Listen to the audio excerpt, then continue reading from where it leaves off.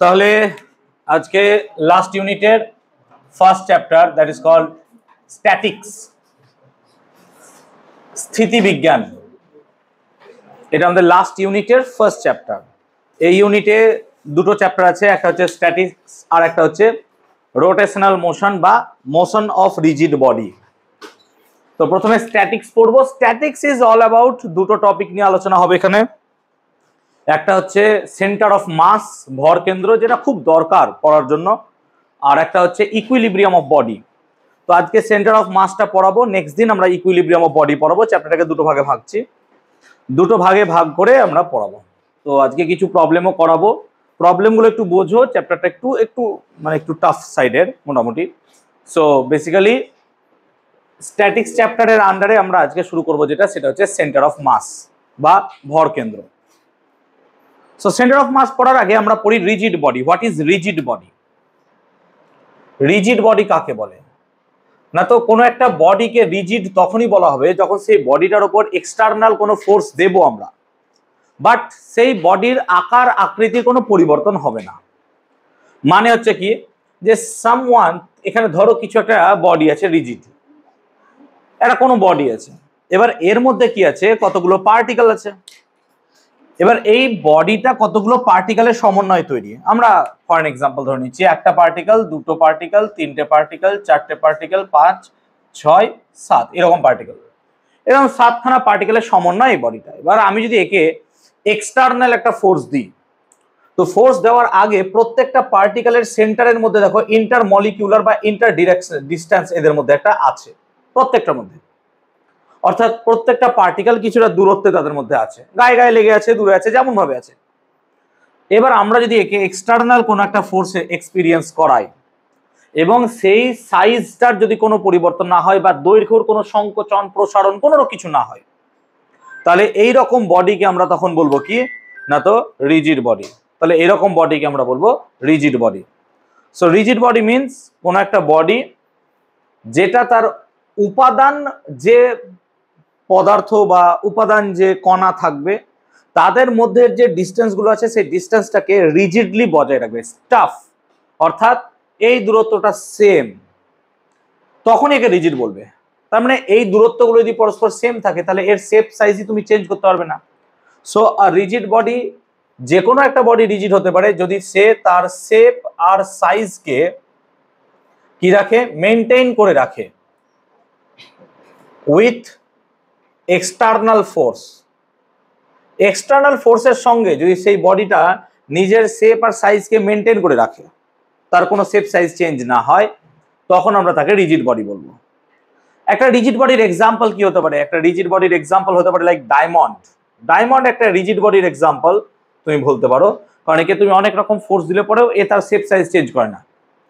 ডায়মন্ডকে তুমি কাটতে ছাড়তে পারো, কিন্তু ডায়মন্ডের উপর প্রেসার যদি দাও, ডায়মন্ড এরকম ভাবে শেপ সাইজ চেঞ্জ করে না। একটা টাইম পর তার প্রেসার সহন ক্ষমতা কমে গেলে পরে সে কি হয়ে যাবে, পুরোপুরি ভেঙে যাবে, গুঁড়িয়ে যাবে।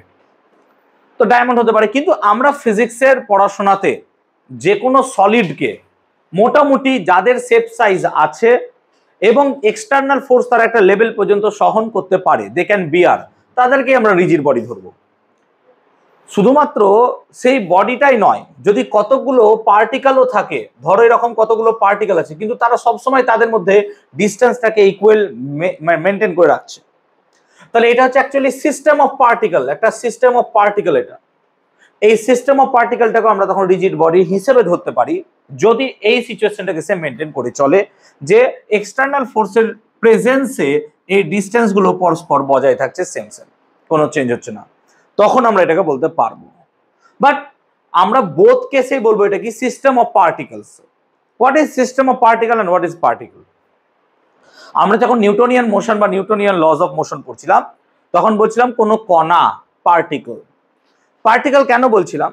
বিকজ কোনো একটা পার্টিকেল না হয়ে যদি এরকম বিস্তৃত কণা হয়, তার উপর একটা বল প্রয়োগ করলে সে বিভিন্ন কণার বিভিন্ন দিকে সরণ হতে পারে।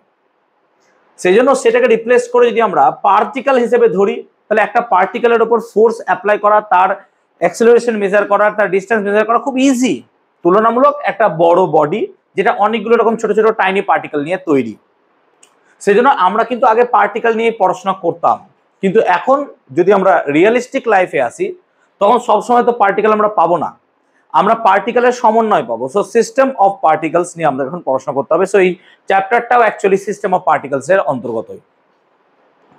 সিস্টেম অফ পার্টিকেলস মানে অনেকগুলো পার্টিকেল, যেমন এটা একটা সিস্টেম অফ পার্টিকেল হতে পারে, এটা একটা সিস্টেম অফ পার্টিকেল হতে পারে, অনেকগুলো পার্টিকেল নিয়ে একটা সিস্টেম তৈরি করেছে এবং সেই সিস্টেমকে নিয়ে আমরা স্টাডি করার চেষ্টা করছি। সো প্রথমে আমরা যেটা আলোচনা করবো একটা সিস্টেমের মাস। তো ধরো কোনো একটা লাইন বরাবর আমি কতগুলো মাসকে রেখে দিলাম, এরকম 3টে মাসকে রেখে দিলাম। এবার অবভিয়াসলি প্রত্যেকটা মাস আলাদা, M1 M2 M3। তাহলে এই পুরো সিস্টেমের মাস কত? না, তো পুরো সিস্টেমের মাস হচ্ছে M1 plus M2 plus M3 naturally. কিন্তু যখন আমি একে এক্সটার্নালি ফোর্সের আন্ডারে নিয়ে আসবো তখন প্রত্যেকটা সিস্টেমের ক্ষেত্রে কি সেম ফোর্স অ্যাপ্লাই হবে? না হতে পারে। প্রত্যেকটার ক্ষেত্রে অ্যাক্সেলারেশন কি সেম হবে? নাও হতে পারে। তো বক্তব্য হচ্ছে কি আমার, যে আমি যদি এই 3টের পরিবর্তে এমন একটা জিনিসকে ধরে নিই যে এর রিপ্লেসমেন্ট সেই পয়েন্টটা, যেই পয়েন্টে এর সমস্ত মাস কাজ করছে, সে এই পয়েন্টটা হচ্ছে এইটা, তাহলে এর মাস কত হবে sir? M1 plus M2 plus M3। তখন এর চেঞ্জ যেই পয়েন্ট দ্বারা করলাম সেই পয়েন্টে যে মাসটুকু রেখেছি পয়েন্ট মাস, সেই পয়েন্ট মাসটাকে বলবো সেন্টার অফ মাস। তার মানে আমি বলতে চাইছি যে আমার কাছে একটা বোতল আছে, এই বোতলে 1 বোতল জল আছে, এই জলের বোতলটাকে সরিয়ে দিলাম, এটা এখানে রেখেছিলাম, এখান থেকে সরিয়ে দিয়ে এই সেম মাস যদি একটা পয়েন্টে কাজ করে তাহলে এর সেন্টার অফ মাস হবে সেই পয়েন্টটা। কিন্তু যে কোনো পয়েন্টকে তো আমি চয়েস করতে পারবো না সেন্টার অফ মাস হিসেবে, যে কোনো পয়েন্টকে আমি সেন্টার অফ মাস হিসেবে চয়েস করতে পারবো না, কারণ সেন্টার অফ মাসে একটা নির্দিষ্ট পজিশন থাকবে, কোথা থেকে সেন্টার অফ মাস কাজ করছে। যেমন সেন্টার অফ মাস এর সিস্টেমের কোথায় হবে? এখানে হবে, এখানে হবে, ভেতরে হবে, আমরা জানি না। তো আমাকে সেন্টার অফ মাসের লোকেশন জানতে হবে। যেমন আমি আমার বডির ক্ষেত্রে বা আমরা যদি মানুষের বডির ক্ষেত্রে বলি, আমাদের বডির সেন্টার অফ মাস কোথায় থাকে? না, তো সেন্টার অফ মাস কোথায় থাকে? এরকম জায়গায় থাকে সেন্টার অফ মাস অ্যাকচুয়ালি, ঠিক আছে? তো সেন্টার অফ মাস মাটি থেকে দেখো এত উঁচুতে আছে। আবার যদি তুমি ছাগল টাগলের দেখো তাহলে ছাগলের সেন্টার অফ মাস আরো নিচে থাকবে, কারণ ছাগল নিচে থাকে। তো বেসিক্যালি আবার যদি জিরাফের দেখো তার সেন্টার অফ মাস আরো উঁচুতে চলে যাবে।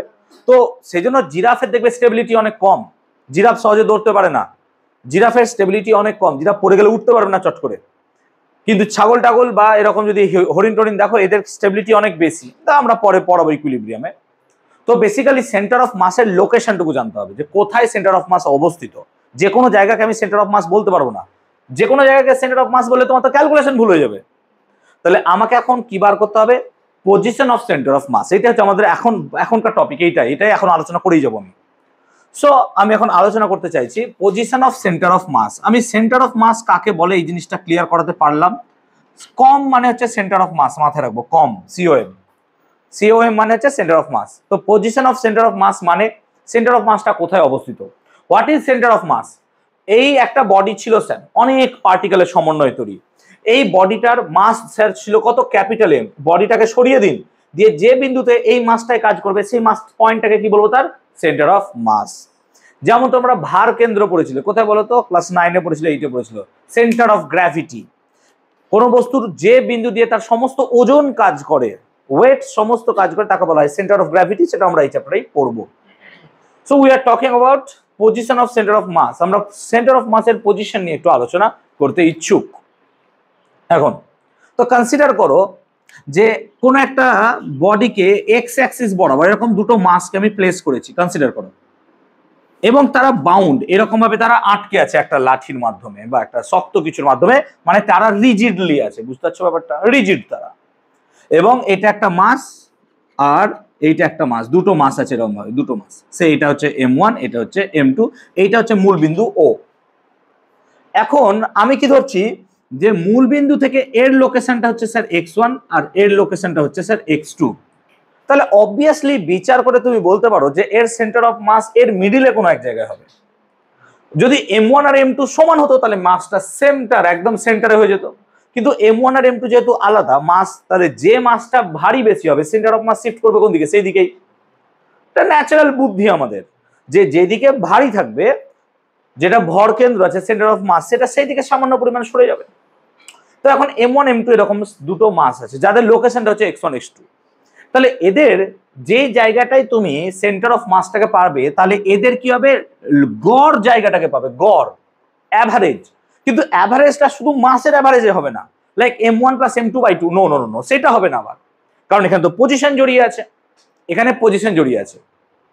উদাহরণ দিচ্ছি, ধরো তুমি কোনো একটা জায়গায় কিছু বই কিনতে গেছো, একটা বই মেলা গেছো। এবার বই মেলায় তুমি একটা বই যেটা সংখ্যা হচ্ছে n1 ধরো, আর একটা বই যার সংখ্যা হচ্ছে n2, এরকম তুমি কিনতে চাইছো। মানে দুটো বই কিনবে, কিন্তু সেই দুটো বই অনেক সংখ্যায় কিনবে, একটা n1 নাম্বার একটা n2 নাম্বার, এরকম দুটো নাম্বারের বই কিনবে, n1 আর n2 নাম্বারে। এবার কি হয়েছে, ধরো n1 নাম্বারের বইয়ের প্রাইস কত c1, আর n2 বইয়ের প্রাইস কত c2। তাহলে আমার বক্তব্য হচ্ছে তুমি n1 বই কিনবে, এত সংখ্যার বই কিনবে c1 প্রাইস দিয়ে, প্রত্যেকটা বইয়ের প্রাইস অবভিয়াসলি। তাহলে একটা বইয়ের প্রাইস যদি c1 হতো, তাহলে n1 বইয়ের প্রাইস হতো n1 c1।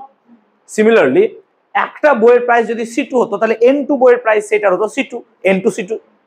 তার মানে টোটাল মাস কত হলো, বা টোটাল তোমার খরচ কত হলো, n1 c1 plus n2 c2। তাহলে n1 c1 plus n2 c2, এটা তোমার টোটাল খরচ হলো। কিন্তু অ্যাভারেজে তোমার প্রত্যেকটা বইয়ের দাম কত পড়লো, না তো স্যার বাই করে দিন আপনি কত, n1 প্লাস n2।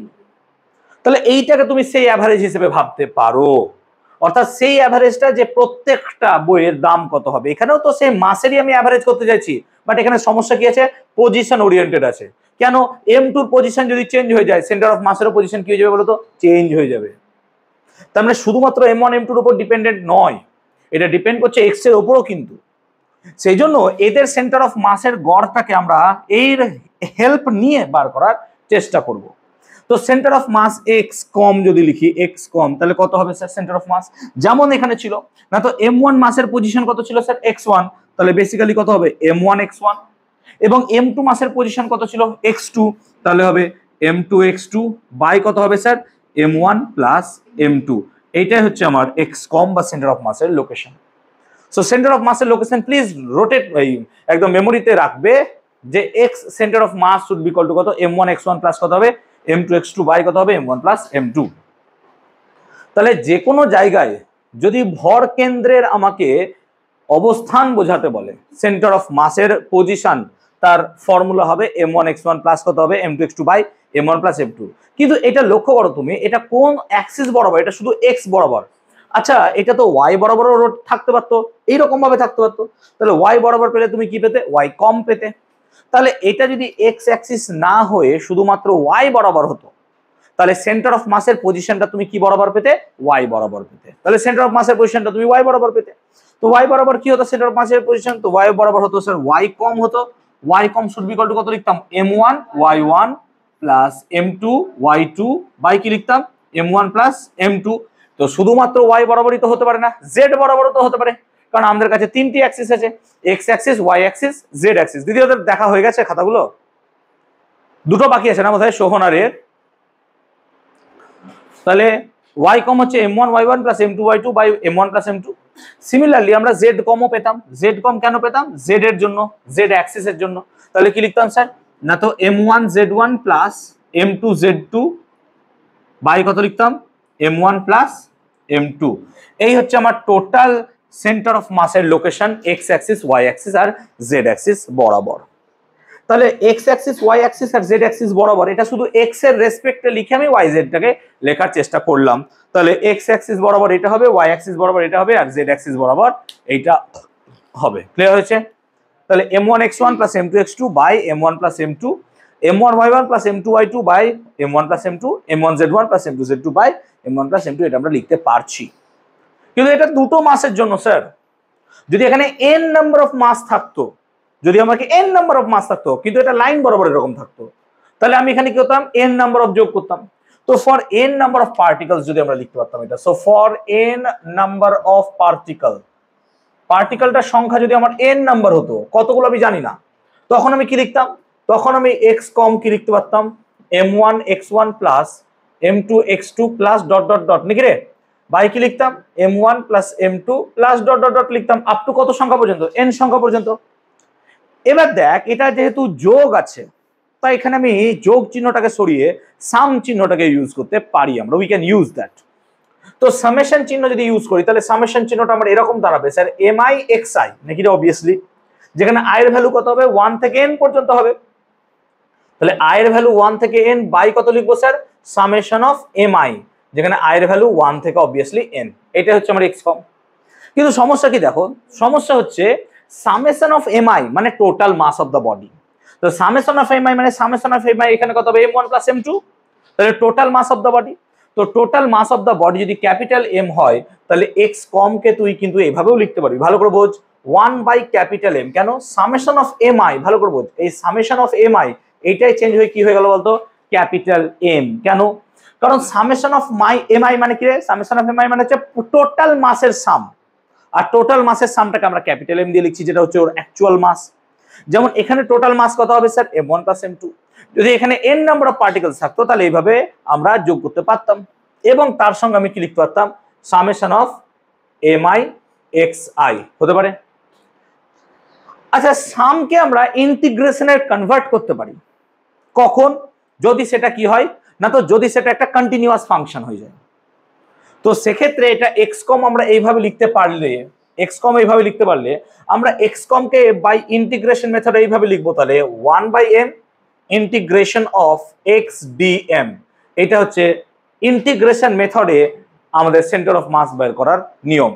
আমরা এখানে এলিমেন্টারি মাস ডিএমটাকে চয়েস করব, যার রেসপেক্টে টোটালটার সেন্টার অফ মাস আমি বার করব। আমি ক্যালকুলেশন না করলে সেটা বুঝতে পারবি না, ক্যালকুলেশন করলে বুঝতে পারবি। তাহলে আমি এখানে কি করলাম, এখানে যে এমআই এক্সআই ছিল সেই এমআই এক্সআইটাকে অ্যাকচুয়ালি রূপান্তর করে ইন্টিগ্রেশন অফ এক্স ডিএমটাকে লিখেছি, এইটাকেই এইভাবে লিখেছি, এইটাকেই, এই যে এইটাকেই আমি এইভাবে লিখেছি। তাহলে যদি তাই হতো তাহলে তোমরা বলো এক্স কম যদি এটা হতো তাহলে অবভিয়াসলি আমি কি লিখতে পারতাম বলতো, ওয়াই কম। ওয়াই কম কি লিখতাম স্যার, 1/m সামেশন অফ কি লিখতে পারতাম, এমআই ওয়াই, এবং আই এর ভ্যালু কত হতো 1 থেকে n, এবং আমি অবভিয়াসলি ওয়াই কমটাকে এভাবে লিখতে পারতাম 1/m ইন্টিগ্রেশন অফ কত লিখতাম, ওয়াই ডিএম, নিশ্চয়ই হতো। এবং সিমিলারলি আমরা জেড কমটাকে ওইভাবে লিখতে পারতাম, জেড কম সমান কত হতো তাহলে 1/m, referring to this equation, নাকি রে, রেফারিং টু দিস ইকুয়েশন। কেন তো 1/m হতো, আর কি লিখতাম, সামেশন অফ কি লিখতাম, এমআই জেড আই, নাকি রে, কেন জেড লিখছিস বলে তুই জেড আই লিখতিস, আর কি লিখতে পারতিস 1/m integration of Z DM, এটা হচ্ছে জেড কম। তাহলে আমরা সিম্পল ভাষায় ইন্টিগ্রেশনের সাহায্যেও কিন্তু সেন্টার অফ মাসটাকে ক্যালকুলেট করতে পারবো, এবং সেন্টার অফ মাসটাকে ক্যালকুলেট করার জন্য আমাকে একটা এলিমেন্টারি অংশ ডিএমটাকে চয়েস করব, যার ফলে আমরা তার সেন্টার অফ মাস বার করতে পারবো। এটা বুঝতে পারছি না কি করে হয়ে গেল হঠাৎ করে। তাহলে ডিএমটার ভূমিকা কি, হোয়াট ইজ দ্য ডিএম, এর ডিএম এর পারপাস কি, তো সেটা বোঝার জন্য না চট করে আমরা কি করি, এক কাজ করি, একটা লম্বা রড আছে ধরো, রড, সেই রডের সেন্টার অফ মাসের পজিশন বার করি, তাহলে খুব সহজে বুঝতে পারবো। তাহলে আমরা এখন জানতে চাইছি, ধরো আমার কাছে একটা লম্বা রড আছে, লম্বা রড, সেই লম্বা রডের সেন্টার অফ মাসের পজিশন। তাহলে পয়েন্টটা আমরা এভাবে লিখবো, position of centre of mass of a long rod. তাহলে আমরা এখন বার করতে চাইছি position of centre of mass of a long rod, long রডের আমি position of centre of mass বার করতে চাইছি। তো কনসিডার করো তোমার কাছে একটা কি আছে, লম্বা রড আছে, ধরো একটা লম্বা রড আছে, জাস্ট রেফার করো যে আমি যা বোঝাচ্ছি সেটা থেকে। এই রডটার লেংথ হচ্ছে কত, কনসিডার করো এই রডটার লেংথ হচ্ছে এল, ধরো এই রডটার লেংথ হচ্ছে এল, এল দৈর্ঘ্যের রড, এবং তার টোটাল মাস কত না, তো কনসিডার করো তার টোটাল মাস হচ্ছে, টোটাল মাসকে তুমি কনসিডার করো ক্যাপিটাল এম, টোটাল মাসটা হচ্ছে ক্যাপিটাল এম, ওকে।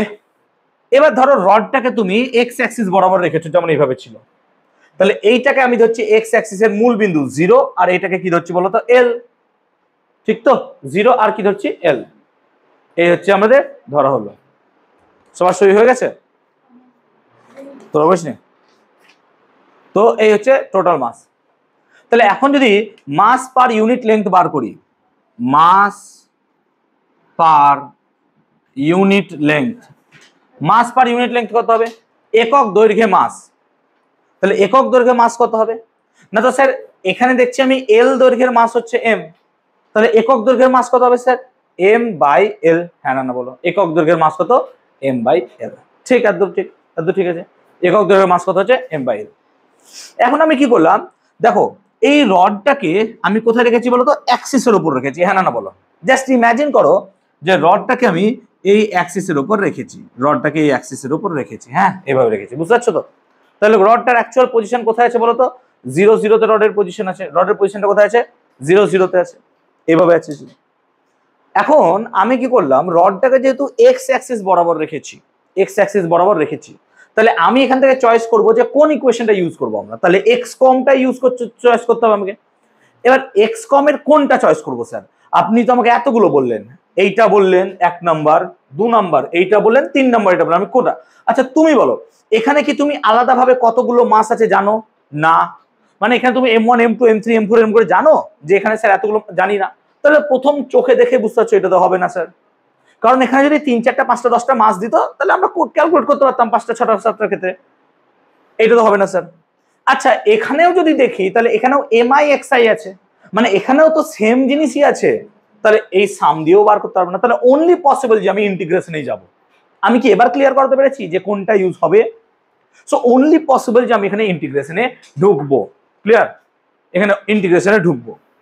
এবার আমরা কি করলাম না, তো আমরা এখন চেষ্টা করছি বা কাজ করছি যে এখান থেকে এক্স দূরে, এখান থেকে এক্স দূরে একটা ছোট্ট অংশ ডিএক্স কেটে নিলাম। এখান থেকে একটা ছোট্ট অংশ ডিএক্স কেটে নিলাম। এখন এই ডিএক্স এর মাস কত? So we cut an elementary, এটা হচ্ছে এলিমেন্টারি, হ্যাঁ, we cut an elementary length of dx at a distance x from the end of the rod। তাহলে ভাষাটা বুঝে নাও, we cut an elementary length of dx। আমরা কি করলাম, একটা elementary length dx থেকে এখানে কাট করলাম from the end থেকে of the rod, যেটা দূরত্ব কত? x আছে, যেটা দূরত্ব কত আছে? x দূরত্ব আছে। তাহলে এই গল্পটা আমাকে এখন দিল যে স্যার এই হবে। তাহলে এখন যদি এইটাই হয় তাহলে ওই ছোট্ট অংশের মাস কত হবে বলো তো? না তো স্যার আপনি এখানে কি বলেছেন, মাস পার ইউনিট লেন্থ হচ্ছে m/l, তাহলে dx এর মাস কত হবে স্যার? m/l into dx। হ্যাঁ না বলো? একক দৈর্ঘ্যে মাস যদি m/l হয় তাহলে dx দৈর্ঘ্যের মাস কত হবে? m/l into dx। তোমার কাছে যদি 1 টাকায় 10টা লেবু পাওয়া যায়, 1 টাকায় 10টা লেবু পাওয়া যায়, তাহলে 5 টাকায় কটা লেবু পাওয়া যাবে স্যার? 5 ইন্টু 10। তাহলে একক দৈর্ঘ্যে ভর m/l হলে dx দৈর্ঘ্যের ভর কত হবে স্যার? এটার সাথে dx কে গুণ করুন। তাহলে mass of the elementary length, তাহলে mass of the elementary length, যেটাকে আমরা কি ধরবো বলো তো? dm। হ্যাঁ না বল? তাহলে এটাকে আমরা dm ধরবো। তাহলে mass of the elementary length এটাকে বলবো dm। এবং dm কত হবে তাহলে? dmটা হবে m/l into dx, m/l into dx। কে ছিল দিদি? হ্যাঁ বুধবার 8টার ব্যাচে, ও তো সব তো গ্রুপে লেখা আছে। বললেন আপনি? ঠিক আছে, তাহলে mass of the elementary length dm সমান হচ্ছে m/l dx। এত হলো m/l dx, এত হলো। ক্লিয়ার? তাহলে আমি এখন এইটুকু মাসের জন্য ইন্টিগ্রেশন পদ্ধতিতে কি বার করব? মোমেন্ট অফ এই ধর centre, position of centre of mass. তো position of centre of mass যদি বার করতে চাই তাহলে পজিশন অফ সেন্টার অফ মাসের ফর্মুলা কি ছিল? না তো পজিশন অফ সেন্টার অফ মাসের ফর্মুলা তো আমার কাছে আছে অলরেডি। না তো x কম সমান, x কম সমান, সো x কম সমান 1/m। এমটা কি মাস? হ্যাঁ স্যার, এর মাস তো ক্যাপিটাল এমই বটে, তাহলে এম এর জায়গায় আমি ক্যাপিটাল এমই বসাবো। আচ্ছা এর মাসটাকে যদি আমি অন্য কিছু লিখতাম, ধরো y এর মাস লিখেছি, তাহলে আমরা এম এর জায়গায় কি লিখতাম? y লিখতাম। আমি মাসের জায়গায় যা মাস থাকবে সেটাই বসাবো। এটা তার টোটাল মাস কিন্তু, হ্যাঁ টোটাল মাস 1/মাস ইন্টিগ্রেশন অফ x। এক্সটা কি স্যার? দূরত্ব। তাহলে এখানে দূরত্ব কত? x ই নিয়েছো তুমি, তাহলে x এর জায়গায় ফর্মুলাতে তোমার x ই বসবে, তাহলে x ই বসালাম। আর ডিএমটা কি স্যার? ওই ডিএমটা হচ্ছে এলিমেন্টারি মাস। এই এলিমেন্টারি মাসটাই হচ্ছে কত? m/l dx। তাহলে ওই ডিএম এর জায়গায় কি বসবে তোমার এখন? m/l dx। বল এই লাইনটা কে বুঝিসনি? বল এই লাইনটা কে বুঝিসনি? হ্যাঁ এক্সটা তুমি এখান থেকে পজিশন থেকে কত দূরে ভাবছো? অংশটা কেটেছো। তুমি যদি এক্স দূরে কাটতে এক্স লিখতে, তুমি যদি এখান থেকে ওয়াই দূরে কাটতে এক্স এর জায়গায় কি লিখতে? ওয়াই। তুমি যদি তোমার নামের পর কাটতে হতো তখন তোমার নাম লিখতে হতো, যা কাটবে তোমার তত দূরে লিখতে হবে, বুঝতে পারছো ব্যাপারটা? তাহলে এক্স কেটেছো বলে এক্স, ক্লিয়ার হয়েছে এত? এবার দেখো এম বাই এল কিন্তু কনস্ট্যান্ট, হ্যাঁ না বল? কেন? রডের দৈর্ঘ্য তুমি কেটে ছোট করবে না, রডের মাসও তুমি চেঞ্জ করতে পারবে না, তাহলে এম বাই এল তো কনস্ট্যান্ট। তাহলে এম বাই এল কে বার করে দেয়, দেখ এম এম কেটে যায় নাকি রে? তাহলে প্রথমত এম এম কেটে যায়, তো 1/m into M by L কে বার করে এলে এম এম কেটে গেল, আর ইন্টিগ্রেশন অফ এক্স ডিএক্স পড়লো। এবার ইন্টিগ্রেশন করবি কোথা থেকে? স্যার পুরো রডটার করবো। তাহলে পুরো রড করলে 0 থেকে কত দূর করতে হবে? এল। তাহলে পুরো রড করলে 0 থেকে এল, কেন? তো রডটা তো 0 থেকে এল পর্যন্তই আছে, ভালো করে বোঝ। তাহলে ইন্টিগ্রেশন লিমিটটাও কত হবে? 0 থেকে এল। ইন্টিগ্রেশনের লিমিটটাও কত হবে? 0 থেকে এল। এতদূর কি ক্লিয়ার করতে পেরেছি আমি? সরণ্য বুঝতে পেরেছো? তাহলে বলো এক্স ডিএক্স এর ইন্টিগ্রেশন কত হয়? এক্স স্কোয়ার বাই 2 মুখস্থ করে নিও এটা, হ্যাঁ। এক্স ডিএক্স মানে কত হবে? দেখো বারবার বলছি, কয়েকটা জিনিস মুখস্থ করে নাও, এই চ্যাপ্টারে লাগবে আমার। এক্স ডিএক্স এর ইন্টিগ্রেশন হয় x square by 2, x square dx এর ইন্টিগ্রেশন হয় এক্স কিউব বাই 3, আর এক্স কিউব ডিএক্স এর ইন্টিগ্রেশন, প্লিজ এগুলো মুখস্থ করে নিও, এক্স টু দি পাওয়ার 4/4। ক্লাসে বহুবার করিয়েছি আমি, ক্লাসে বহুবার করিয়েছি, ঠিক আছে? ওকে, তাহলে এক্স ডিএক্স এর ইন্টিগ্রেশন কত হবে? এটা এক্স স্কোয়ার বাই 2, তাহলে এক্স কম বার করছো তুমি, এক্স কম মানে কত হচ্ছে? 1/l into x square by 2, আর লিমিট কত বসবে বলো তো? 0 থেকে এল নাকি? 0 থেকে এল বসবে। আচ্ছা আমি সমান দিয়ে ডান দিকে লিখে দিচ্ছি, অসুবিধা নেই, নিশ্চয়ই বুঝতে পারবা। এক্স কমটাকে সমান দিয়ে ডান দিকে লিখছি, তাহলে সমান কত হবে? 2 বেরিয়ে গেল, তাহলে 1/2l, 2 তো কনস্ট্যান্ট বেরিয়ে গেল। তাহলে এক্স এর জায়গায় একবার কি বসবে বলতো? এল। তাহলে এক্স এর জায়গায় কি বসলো? এল। আর এক্স এর জায়গায় কি বসবে? 0। তার মানে এল স্কোয়ার বাই 12। তাহলে এল স্কোয়ার বাই যদি 12 হয়, তাহলে কেটে কুটে কত পড়ে থাকলো বলতো? L by 2। তার মানে আমি ফাইনালি পেলাম সেন্টার অফ মাস কত হবে? এল বাই 2। বল তাই হয় কিনা? একটা রডের সেন্টার অফ মাস তার কোথায় অবস্থিত? সেন্টারে, মাঝখানে, তাই তো চলে এলো। তাহলে আমাকে যদি এখন বলতো, যদি তোমাদের একটা লেখা প্রশ্ন হতো, তাহলে প্রশ্নটা এরকম আসতে পারতো যে দেখাও একটা রডের ক্ষেত্রে তার সেন্টার অফ মাস তার মধ্যবিন্দুতে অবস্থিত, এট দ্য সেন্টার, তাই প্রমাণ হলো। আমি কি বোঝাতে পারলাম ব্যাপারটা? তাহলে এইভাবে সেন্টার অফ মাস বার করব আমরা যদি কন্টিনিউয়াস কোন একটা বডি হয়। এবার সব সময় কন্টিনিউয়াস নাও থাকতে পারে। আই হোপ এগুলো সব টুকে নিয়েছো, এবং আমরা কোনটা কোথায় কাজে লাগাবো এবার আই হোপ বুঝতে পেরেছো। এখনো বুঝুনি, তাহলে এই অঙ্কটা ক্লিয়ার হবে যে তুমি বুঝতে পারছো কিনা। ক্লিয়ার? চলো একটা নিজের মতো করে অঙ্ক চয়েস করছি, এই দিকটা মেটাতে পারবো আমি। একটা অঙ্ক চয়েস করছি, এতদূর কি ক্লিয়ার হয়েছে সবার? বলবে আমাকে। সমব্রত বুঝতে পেরেছো? রাজদীপ বুঝতে পেরেছো? ক্লিয়ার? চলো দেখো, আই হোপ ফর্মুলাগুলো একটু প্লিজ মাথায় রাখবে, ফর্মুলাগুলো নাহলে এমন জায়গায় রাখো যেন তুমি দেখতে পাও। আচ্ছা আমরা একটা এক্স আর ওয়াই অ্যাক্সিস চয়েস করলাম, কনসিডার করো। কনসিডার করো এক্স আর ওয়াই অ্যাক্সিস চয়েস করেছি, this is your x axis and this is your y axis. আমি তিনটে মাসকে প্লেস করেছি এখানে। মাস কি কি? ধরো একটা মাসকে রেখেছি এই জায়গাটায় সেন্টারে, একটা মাসকে রেখেছি এইখানে, এইটার দূরত্ব হচ্ছে 1 মিটার, আর একটা মাসকে আমি এমন ভাবে রেখেছি যাতে এই ডিসটেন্সটাও হয় 1 মিটার, এই ডিসটেন্সটাও হয় 1 মিটার। তার মানে একটা 1 মিটারের সমবাহু ত্রিভুজ দিয়ে আমি একটা তিনটে মাসকে রেখেছি। তিনটে মাসকে রেখেছি। কি কি মাস? ধরো এটা হচ্ছে 1 কেজি, এটা হচ্ছে 2 কেজি, আর এটা কত হচ্ছে 3 কেজি। এইটা হচ্ছে গল্প। তাহলে এই সিস্টেমের সেন্টার অফ মাস কি করে বার করবে এবার? এটা তো আর কন্টিনিউয়াস নয়, তাহলে ইন্টিগ্রেশন মেথড এখানে অ্যাপ্লাই হবে না। তাহলে অনলি মেথড হবে x com equal to m1x1 plus m2x2 plus m3x3। কেন বলতো? যেহেতু তিনটা আছে বলে। চারটে থাকলে কি করতাম? m4x4। বুঝতে পারলাম ব্যাপারটা? চলো এটা বার করি এবার। তো আমাকে আগে x1 x2 x3 এগুলো জানতে হবে তো। আবার লক্ষ্য করো, এতক্ষণ ধরে তোমরা এক্স অ্যাক্সিস বরাবর করছিলে, এখন কিন্তু এর পজিশনটা দেখো এক্স এও আছে ওয়াই এও আছে নাকি? তার মানে প্রত্যেকটার পজিশন জানতে হবে আমাকে, ঠিক? বুঝাতে পারছি তো? প্রত্যেকটার পজিশন বার করব আমি, বাঁ দিকটা এটা মেটাতে পারবো। হয়ে গেছে অঙ্কটা। কি বোঝাতে পারলাম আমি? কি জানতে চাইছি? ক্লিয়ার করতে পেরেছি অঙ্কটা? কি বোঝাতে চাইছি? Position of the centre of mass. এটা সেন্টার অফ মাসের পজিশন কোথায় হবে? ওকে দেখ, তো আমরা এক কাজ করি, প্রথমে 1 কেজির পজিশন বার করি। 1 কেজি পজিশন, পজিশন মানে লোকেশন কত। আচ্ছা পজিশন মানে কি হবে রে? এইটাকে ধরছি x1 y1, বুঝতে পারছিস? তাহলে এর পজিশনটাকে আমি ধরছি কত বলতো? x1 y1। আচ্ছা এর পজিশনটাকে কি ধরছি? x2 y2, আর এর পজিশনটাকে কি ধরছি? x3 y3। হতে পারে নিশ্চয়ই পজিশন আমি ধরলাম। মানে 1 কেজিটা অবস্থিত x1 y1 এ, 2 কেজিটা অবস্থিত x2y2 তে আর 3 কেজিটা অবস্থিত x3y3 তে। তাহলে আমাকে বলো 1 কেজির পজিশনের ক্ষেত্রে x1 এর ভ্যালু কত হবে বল দেখি। অবভিয়াসলি স্যার 0ই হবে নাকি, হ্যাঁ না বল। কেন, তো লোকেশন একদম অরিজিনে অবস্থিত, আর অরিজিনে x ও 0 হয় y ও কত হয় 0। তাহলে x1 যদি 0 হয় স্যার y1 ও কত হবে বল, এটাকে বুঝলি না বল। তাহলে 1 কেজি মাসটা যেখানে অবস্থিত সেটা হচ্ছে অরিজিন, আর অরিজিনের স্থানাঙ্ক কত হয় স্যার 0,0, মানে x এর ভ্যালুও 0 y এর ভ্যালুও 0। আমি কি এতদূর ক্লিয়ার করতে পেরেছি বলবে আমাকে, কারো বুঝতে অসুবিধা হলে। ক্লিয়ার সবার? মান্না বুঝতে পেরেছো? এবার 2 কেজির পজিশন তুমি নিজে বলো, মান্না বলো।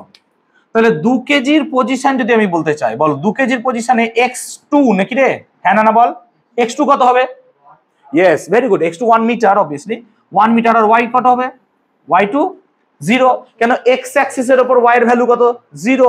তাহলে এই জায়গাটায় যদি আমি আসি স্যার, এখানে y এর ভ্যালু কত হবে 0, কিন্তু x তো আছে 1 মিটার, তাই না? ঠিক। ময়নাক বলো 3 কেজির পজিশন বলো, 3 কেজির পজিশন কি হবে বলো, ঠিক করে ভেবে বলবি।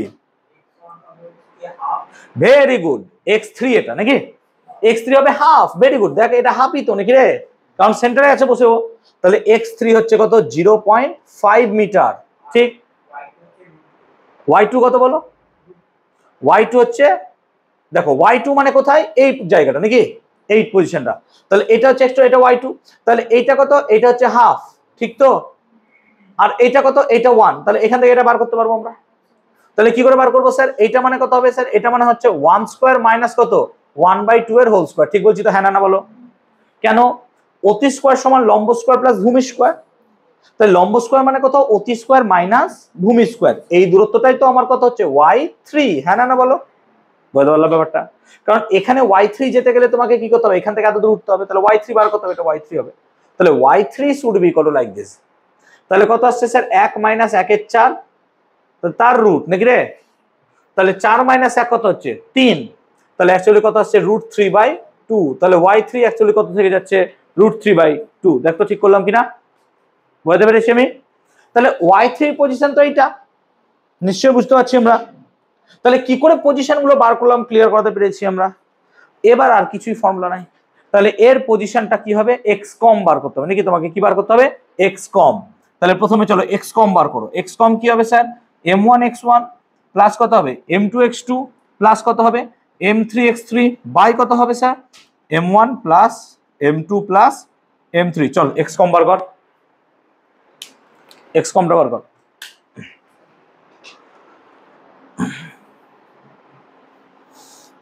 এক্স কমটা কত হচ্ছে দেখ,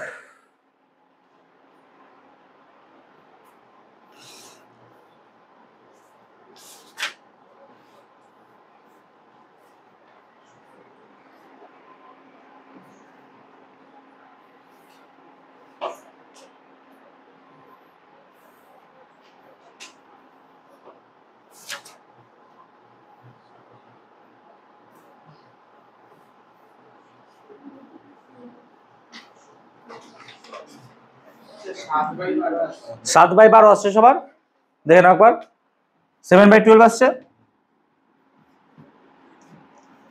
এসছে সবার এসছে।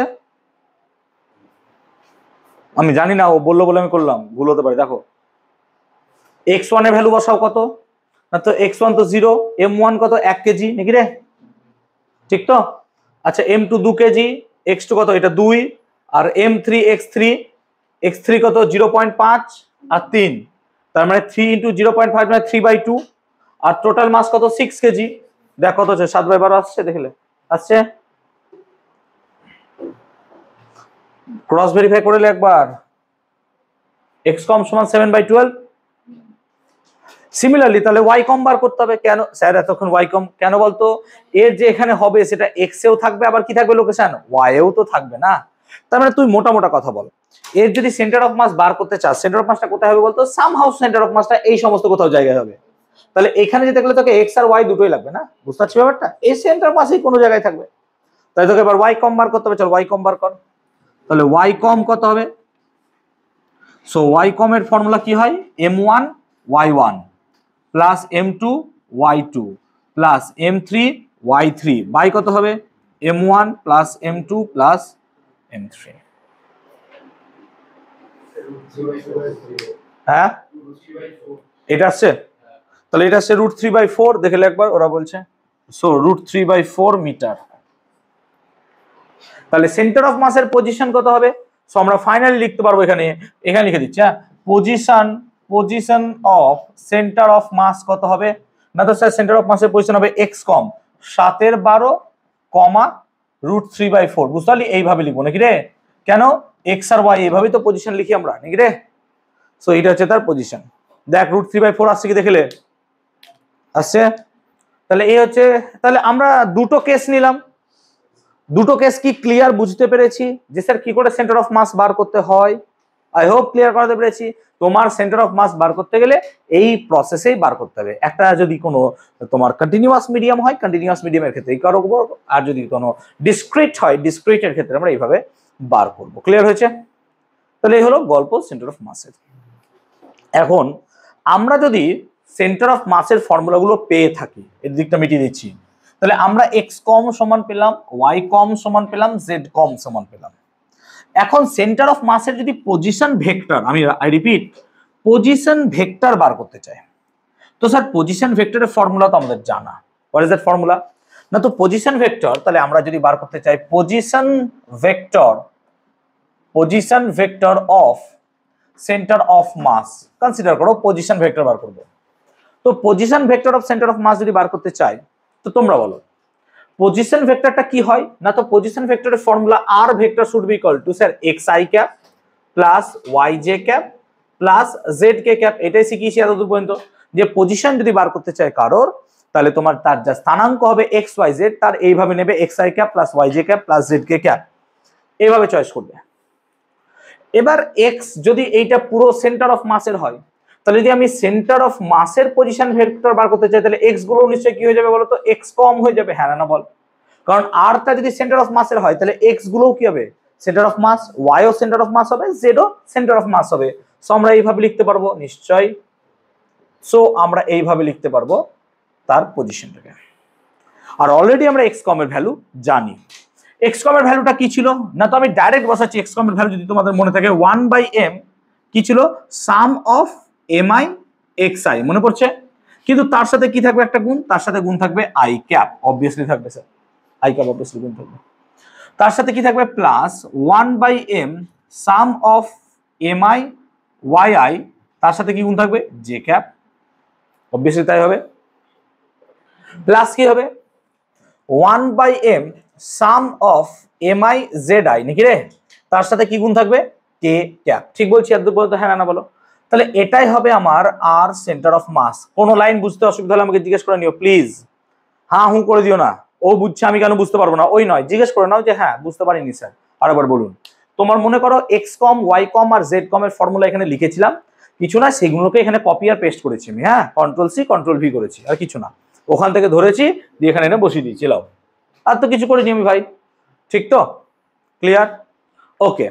এবার দেখ প্রত্যেকটা জায়গা থেকে এম কমন নিয়ে আমি ডান দিকে পাঠিয়ে দিতে পারি, হ্যাঁ না বল? পাঠাতে পারি না ডান দিকে? তাহলে ডান দিকে যদি পাঠিয়ে দিই তাহলে এটা দাঁড়ায় M R com vector, yes or no? M R com vector. কিন্তু এই এমটা কি বলতো? এমটা হচ্ছে total mass of the body, total mass of the body. আর আরটা কি বলতো? সেন্টার অফ মাসের পজিশন। আর এগুলো কি প্রত্যেকটা পার্টিকেলের, হ্যাঁ না বল? যেমন m1 পার্টিকেলের সাথে x1 এর গুণ, m2 এর সাথে x2 এর গুণ, এবং এটা i ক্যাপ বরাবর সেম হবে, j ক্যাপ বরাবর সেম হবে, k ক্যাপ বরাবর। মানে এটাকে যদি ভেঙে লিখতে চাই, এর ভেঙে লিখলে এরকম দাঁড়াবে m1 x1 i cap plus m2 m1 y1 j cap plus m1 z1 k cap, এটা গেল 1 এর, প্লাস 2 এর কি আসবে স্যার?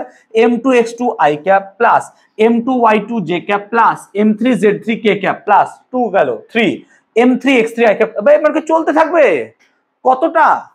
যদি তুই 58.5 গ্রাম সোডিয়াম ক্লোরাইড নিস, তাহলে 6.022 × 10⁻23 সংখ্যক এইরকম সোডিয়াম ক্লোরাইড থাকবে বসে। মানে এন নাম্বার, এন কত হতে পারে? কয়েক কোটি হতে পারে। তো ওইভাবে মাপা যায় নাকি? সম্ভব নাকি? সেই জন্য আমরা কি করবো? ম্যাক্সিমাম ক্ষেত্রে সিমেট্রি বডি চয়েস করবো। এত ক্লিয়ার কথা বলছি? হোক। তাহলে এখন আমি কি লিখতে পারছি? দেখ আই ক্যাপটাকে ভেতরে ভর। এবার দেখ আই ক্যাপটাকে যদি ভেতরে ভরিস, আই এর সাথে এম এর কোনোদিনই যাবে না, এক্স এর সাথে যাবে, X I cap, yes or no? তো বেসিক্যালি আমি যেটাকে এইভাবে লিখতে পারি, তাহলে এইভাবেও লিখতে পারবো M I x I I cap, হ্যাঁ না বল, এরকম হবে। প্লাস কি লিখতে পারবো, sum of M I Y I J cap, plus কি লিখতে পারবো, sum of M I Z I K cap, তাই না? এখন যদি আমরা ভেক্টরকে মনে করি ভেক্টর, তাহলে ভেক্টরে এক্স ভেক্টর সমান আমরা কি লিখেছিলাম, এক্স ভেক্টর বাদ দে, এক্স ভেক্টর না লিখে আই ক্যাপ সমান কি লিখেছিলাম স্যার, এক্স ভেক্টর বাই কত এক্স, তাহলে এক্স ভেক্টর কি আমরা লিখেছিলাম এক্স আই ক্যাপ, হ্যাঁ না বল, দেখো এক্স্যাক্টলি তাই থেকে গেছে। তার মানে এটা অ্যাকচুয়ালি কি হচ্ছে বলতে x I vector, yes or no? তাহলে এটাও কি হবে ওয়াই আই ভেক্টর, এটাও কি হবে জেড আই ভেক্টর, বুঝতে পারলাম ব্যাপারটা, আমি বুঝতে পারলাম ব্যাপারটা। তার মানে বেসিক্যালি আমি এটাকে এভাবে ভেঙে লিখতে পারি যে summation of M I x I cap মানে কত স্যার, না তো x I vector, similarly sum of M I Y I J cap মানে কত sir, y I vector, plus sum of M i কি লিখবো, জেড আই ভেক্টর। তাহলে vector নোটেশনটা পুরো দাঁড়িয়ে গেল। তাহলে এখানে কি হলো, m of r com that is given by m I x i m y y Y M I Z i. এই যে এম ইন্টু আর দেখছিস, এটাকে বলা হয় মোমেন্ট অফ মাস, কি বলা হয়, মোমেন্ট অফ মাস। তাহলে এই যে এই জায়গাটাকে দেখছিস তুই moment of mass, moment of mass এটা কার স্যার, সেন্টার অফ মাসের রেসপেক্টে। তার মানে সেন্টার অফ মাসের রেসপেক্টের moment of mass equals to প্রত্যেকটা পার্টিকেলের প্রত্যেকটা অ্যাক্সিস বরাবর যা সেন্টার অফ মাসের সরি যে পার্টিকেলগুলোর মোমেন্ট অফ হবে বা মোমেন্ট হবে তার যোগফলের সাথে সমান হবে। দ্যাট মিনস আমার কাছে যদি এরকম একটা বড় পার্টিকেল থাকতো, এখানে ধরো এরকম করে চারটে পার্টিকেল আছে, 1 2 3 4, প্রত্যেকটা ইন্ডিভিজুয়াল পার্টিকেলের যদি আমি মোমেন্ট বের করে যোগ করতাম, এইটা কার সাথে সমান হতো, এর সেন্টার অফ মাস যেখানে আছে তার মোমেন্টের সাথে সেম হয়ে যেত। তার মানে সেন্টার অফ মাস এখানে কি হচ্ছে, সেই পুরো বডিটাকেই যেন রিপ্লেস করে দিচ্ছে, হ্যাঁ না বল? কারণ আমি এখানে পুরো বডিটার মোমেন্ট বার করতে চাইছি, যা বেরোচ্ছে ইন্ডিভিজুয়ালি প্রত্যেকটার গুণ করে করে এখানে দেখা যাচ্ছে একটা সেই সেন্টার অফ মাসই সেই কাজ করে দিচ্ছে। সেই জন্য আমরা কি বলেছিলাম যে কোনো একটা বডির ক্ষেত্রে টোটাল যে মাস আছে তাকে একটা পয়েন্ট দিয়ে রিপ্লেস করা যায় এবং সেই পয়েন্টটাই তো হচ্ছে সেই সেন্টার অফ মাস। তাহলে আমি প্রত্যেকটা পার্টিকেলের ইন্ডিভিজুয়াল মোমেন্ট বার করছি, তার যোগফল দেখছি এর সাথে সমান। আচ্ছা মোমেন্ট দিয়ে বুঝতে পারছি না, ওকে ঠিক আছে, মোমেন্ট দিয়ে বুঝতে পারছি না, চলো মোমেন্ট গন্ডগোল হচ্ছে না, আমরা মোমেন্টাম দিয়ে বুঝবো।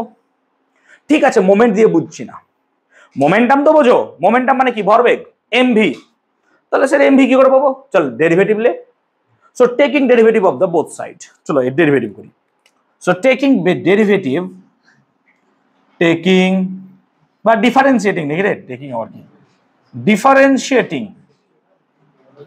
দেখ মাথার উপর দিয়ে বেরোলে পর বলবি আমাকে, differentiating both sides with respect to T. এবার আমরা ডিফারেন্সিয়েট করব, চল ডিফারেন্সিয়েট যদি করিস তাহলে দেখ, বল এম তো কনস্ট্যান্ট, হ্যাঁ না বল, এম তো কনস্ট্যান্ট, বল হ্যাঁ না। তাহলে এম যদি কনস্ট্যান্ট হয় তাহলে এম তো বাইরে থাকবে, ডেরিভেটিভটা নিশ্চয়ই এর উপর পড়বে, হ্যাঁ না বল, আর কমের উপর পড়বে, ঠিক বলছি কি না বল, আর কমের উপর পড়বে। কেন বলতো, এম তো কনস্ট্যান্ট, তাহলে ডেরিভেটিভটা নিশ্চয়ই আর কমের উপর পড়বে। সিমিলারলি আমি এখানে কি লিখবো স্যার, ডিডিটি অফ, ভালো করে বুঝবি, sum of M I x I vector plus DDT of sum of M I Y I vector plus DDT of sum of M I Z I vector. Clear? খুব মজা লাগছে। চলো এত দূর কি ক্লিয়ার? আমি ডেরিভেটিভ করেছি, কিচ্ছু করিনি, আমি শুধু ডেরিভেটিভ নিলাম। ঠিক আছে, পড়েছিল ডেরিवेटिव নিয়ে নিলাম, पढ़े हुए लकड़ी को उठा लिया।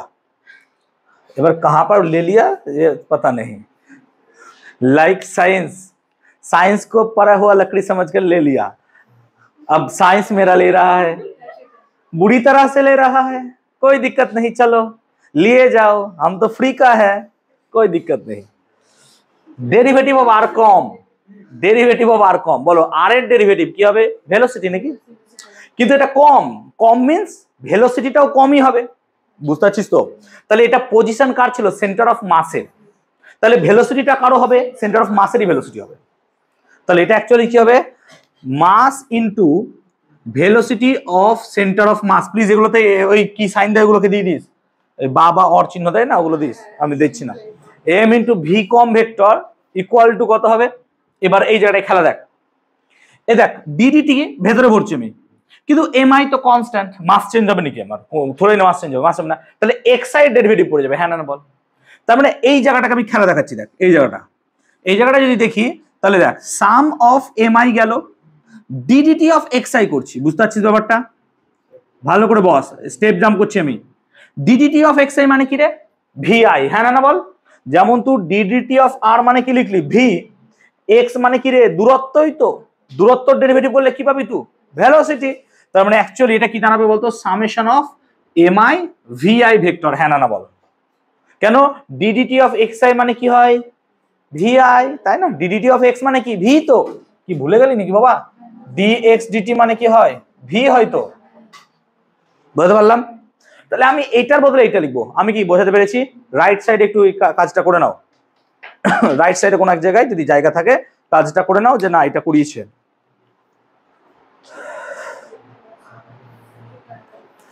হ্যাঁ বলো।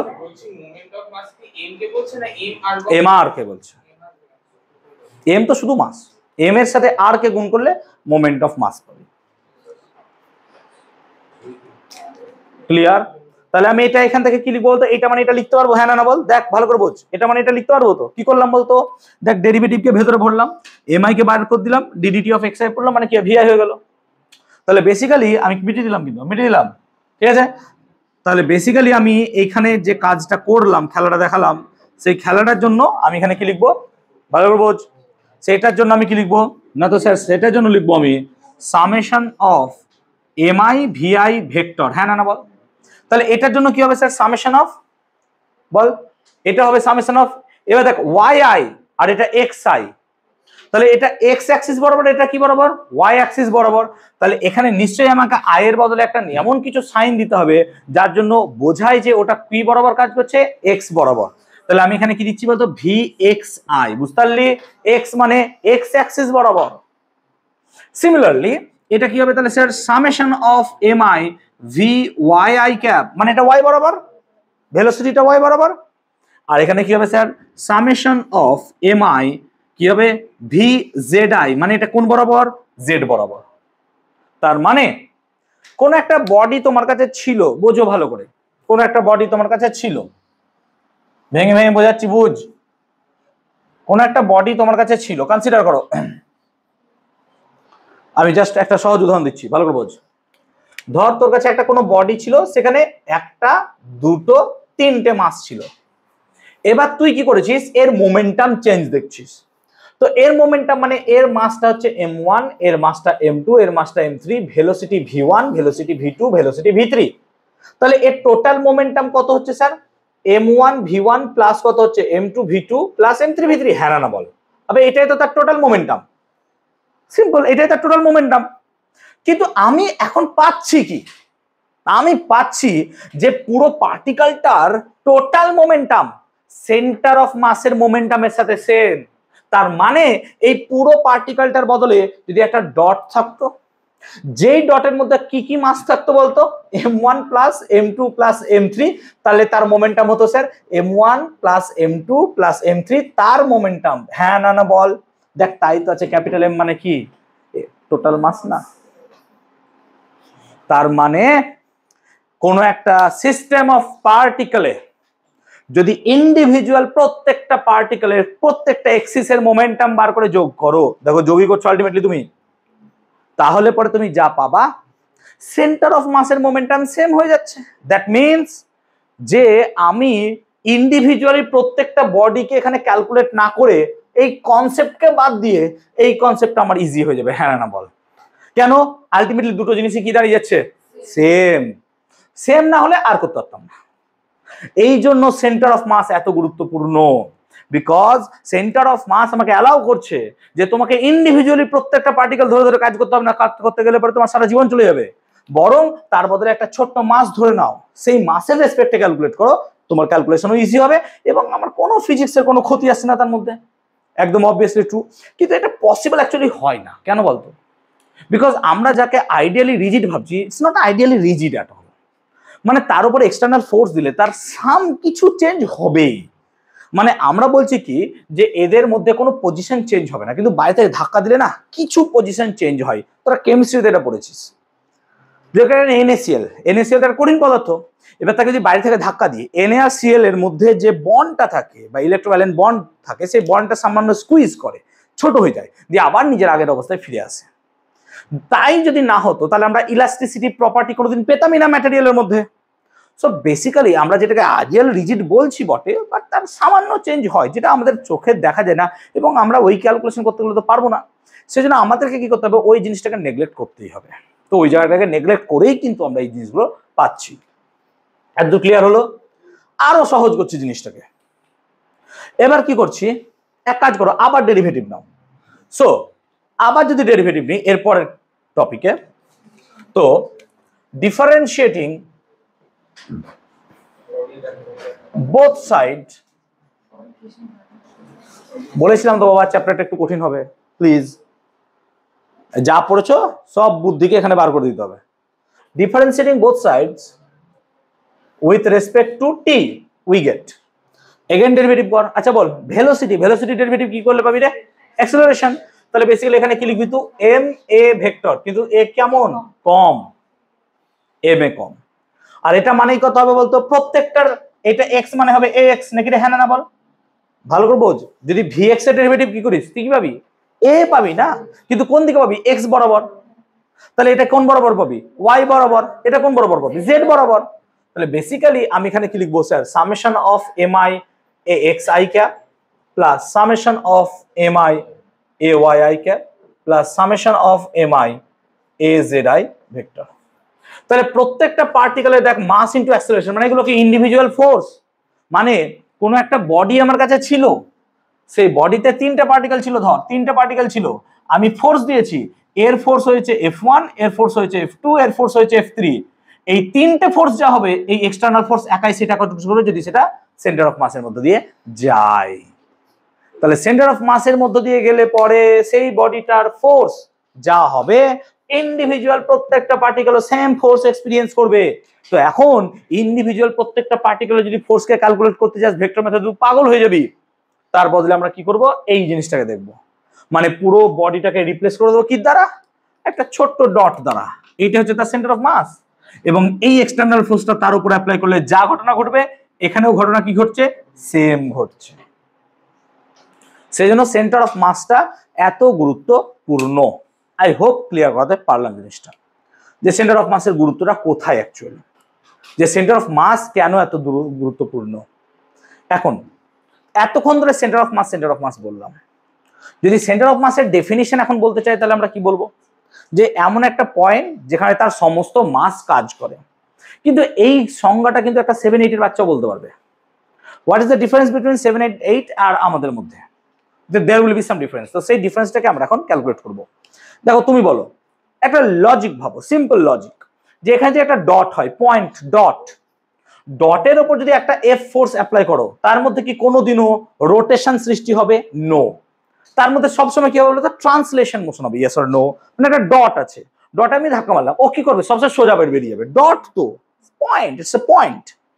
তো সেন্টার অফ মাস হচ্ছে এমন একটা পয়েন্ট, যে পয়েন্টের মধ্য দিয়ে সেই বডিতে যদি ফোর্স দেওয়া হয় এবং ফোর্সটা যদি সেই পয়েন্ট বরাবর কাজ করে, তাহলে সেই বডির কখনো রোটেশন মোশন তৈরি হবে না, অনলি ট্রান্সলেশন মোশন তৈরি হবে। উদাহরণ দিয়ে বোঝানোর চেষ্টা করছি। আমরা একটা চাকতি কনসিডার করছি, চাকতি কনসিডার করা, একটা চাকতি আছে আমার কাছে, ভালো করে বোঝো, একটা চাকতি আছে। তো কনসিডার করো একটা আমার কাছে এরকম বড় চাকতি আছে। এখন আমি কি করছি, একটা ফোর্সকে এই পয়েন্টে এইভাবে কাজ করাচ্ছি, একটা ফোর্সকে এইভাবে কাজ করাচ্ছি, এইভাবে কাজ করালে দেখা যাচ্ছে বডিটা কি হচ্ছে? স্ট্রেট লাইনে বেরিয়ে যাচ্ছে। কেন? কারণ এই ফোর্সটা সামহাউ এমন ভাবে কাজ করছে যে এমন একটা পয়েন্টকে সে ছেদ করে যাচ্ছে। আবার আমি আরেকটা ফোর্স কাজ করালাম, ধরো এই বরাবর, দেখা যাচ্ছে সেক্ষেত্রেও বডিটার মধ্যে শুধু ট্রান্সলেশন মোশন সৃষ্টি হচ্ছে, এবং দেখা যাচ্ছে সেই বডিটাও একটা নির্দিষ্ট বিন্দুকে ছেদ করছে। একটা নির্দিষ্ট বিন্দুকে ছেদ করছে। এবার কনসিডার করো একটা ট্যানজেন্সিয়াল ফোর্স দিলাম। কেমন দিলাম? ধরো আমি একটা ফোর্স দিলাম এই বরাবর, ক্রিয়া রেখাটা বোঝো, ক্রিয়া রেখা, হ্যাঁ ক্রিয়া রেখাটা বোঝো, দেখো এই ক্রিয়াগুলো বুঝতে পারছো তো, রেখাগুলো একই রেখা আছে, কিন্তু এই ফোর্সটার কথা বলবো, কনসিডার করো এই ফোর্সটা কোনোভাবেই দেখো এই পয়েন্টকে ক্রস করছে না। তাহলে এখানে যে একটা ফোর্স দিই আমরা, এই ফোর্স দেখো ক্রিয়া করবে কোন দিকে? এই দিকে।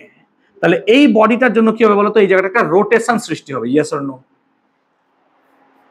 কিন্তু বাকি ফোর্স গুলো ওর মধ্যে কোনো রকমের রোটেশন সৃষ্টি করতে পারবে না, কারণ ওটা একটা নির্দিষ্ট পয়েন্টকে ছেদ করে যাচ্ছে। এই পয়েন্টটা কি হচ্ছে? Centre of mass.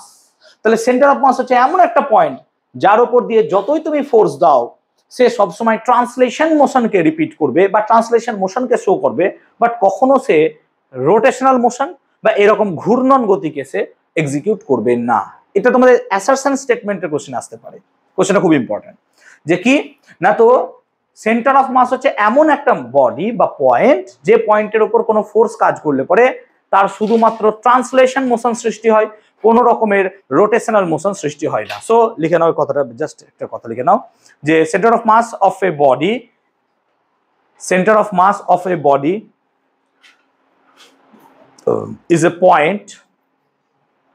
is a point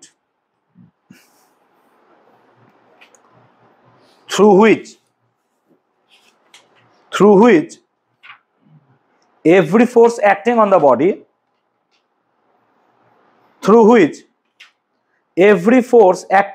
body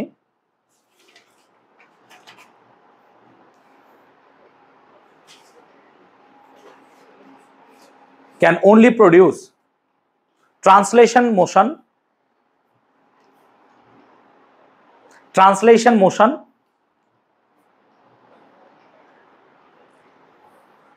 but cannot produce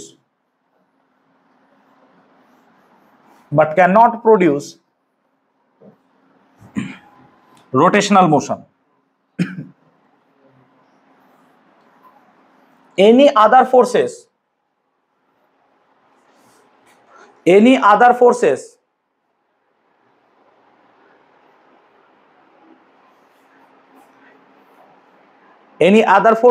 acting on the body but not through the center of mass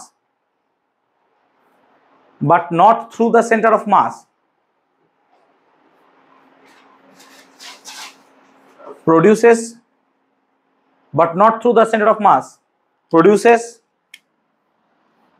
rotational motion. Diagram তোমরা দিয়ে দিতে পারো। এখন অনেক সময় দেখা যায় প্রডিউসেস রোটেশনাল মোশন, অনেক সময় দেখা যায় ধরো যে আমরা কি করছি, একটা বোটে আছি দাঁড়িয়ে, ধরো কোনো একটা জায়গায়, ধরো জলের মধ্যে একটা বোট আছে, সে কনসিডার করো, ঠিক আছে, কোন একটা জায়গায় বোটে দাঁড়িয়ে আছি আমরা, নদী আছে, ধরো বোটে দাঁড়িয়ে আছো, কোন একটা জায়গায় বোটে দাঁড়িয়ে আছে, ঠিক আছে। এই বোটের ওপর দাঁড়িয়ে থাকলে আমরা এক্ষুনি কি বোঝালাম, যে মাস যেদিকে থাকবে সেন্টার অফ মাস সেদিকে টিল্ট হয়ে যায়, বেঁকে যায়। তো এই জায়গাটায় যদি বডিটা না থাকতো তাহলে সেন্টার অফ মাস তো মিডলে থাকতো, কিন্তু যেহেতু বস্তুটা বা ব্যক্তিটা তুমি এখানে দাঁড়িয়ে আছো, তাহলে সেন্টার অফ মাস এখানে থাকবে না, সামহাও এইদিকে থাকবে, তাহলে সেন্টার অফ মাসটা সামহাও এইদিকে থাকবে। তাহলে ধরে নাও সেন্টার অফ মাসটা কি হয়েছে, আমার এই জায়গাটায় প্রেজেন্স আছে, সেন্টার অফ মাসটা এই জায়গাটায় উপস্থিত আছে। এখন ভাবো এখন সেন্টার অফ মাস এইদিকে আছে এমন ভাবে যাতে পুরো বডিটা স্থির থাকে, চুপচাপ আছে। সেন্টার অফ মাস এইদিকে না থাকে, এইদিকে থাকলে সমস্যা হতো, কেন? তাহলে এইদিকে ভারটা বেশি হতো, এর ধপ করে ডুবে যেত, হ্যাঁ না বল, তাই তো হতো, বুঝতে পারছি ব্যাপারটা। এখন এই ব্যক্তিটা যদি বোটে করে এইদিকে হেঁটে যেতে চায়, এইদিকে হেঁটে যেতে চায়, তাহলে বডিটা যদি এইদিকে হেঁটে যেতে চায় তাহলে সেন্টার অফ মাসও শিফট করবে। এবার সেন্টার অফ মাস শিফট করে এইদিকে চলে আসবে, কিন্তু সেন্টার অফ মাস যখন এদিকে শিফট করবে তখন এই নৌকাটারও গতি কোন দিকে হবে বলতো? এইদিকে হয়ে যাবে। তাহলে আমরা যখন একটা নৌকার উপর দাঁড়িয়ে যখন আমি এদিকে শিফট করার চেষ্টা করছি, তাহলে আমার সেন্টার অফ মাস বা আমার জন্য এইদিকে কি হচ্ছে, সেন্টার অফ মাসের মোশন হচ্ছে, চেঞ্জ হচ্ছে। তাহলে আমার জন্য যদি এটা চেঞ্জ হয়, তাহলে এটা যখন এখানে চেঞ্জ হয়ে আসবে তখন কি হবে, এই পুরো সিস্টেমটা সামান্য পরিমাণ সরে যাবে, অ্যাজ ইফ যে পুরো সিস্টেমের সেন্টার অফ মাসটা যেন একই জায়গায় আছে, শুধুমাত্র বোটটা কি হয়েছে, পিছনে চলে আসবে। কেমন ভাবে না তো বোর্ডটা এখন চলে আসবে এইভাবে।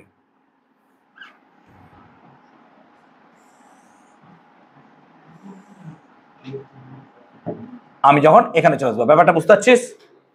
তার মানে বোর্ডটা কি হয়েছে দেখ, সামান্য পরিমাণ সরে গেছে। কোন দিকে? আমি এদিকে গেছি বলে। এবার এইটাকে তুই সেন্টার অফ মাস দিয়ে ভাবতে পারিস, যে সেন্টার অফ মাস দেখ শিফট হয়ে গেছে না। আগে সেন্টার অফ মাস কোথায় ছিল? এখানে ছিল। সেন্টার অফ মাসটা কোথায় ছিল? সেখানে চলে এসেছে, সো শিফট হয়ে গেছে। এটাকে এইভাবে না ভেবে আমরা নিউটনস থার্ড ল দিয়ে আরো ভাবলে সুবিধা হয়, তাই না?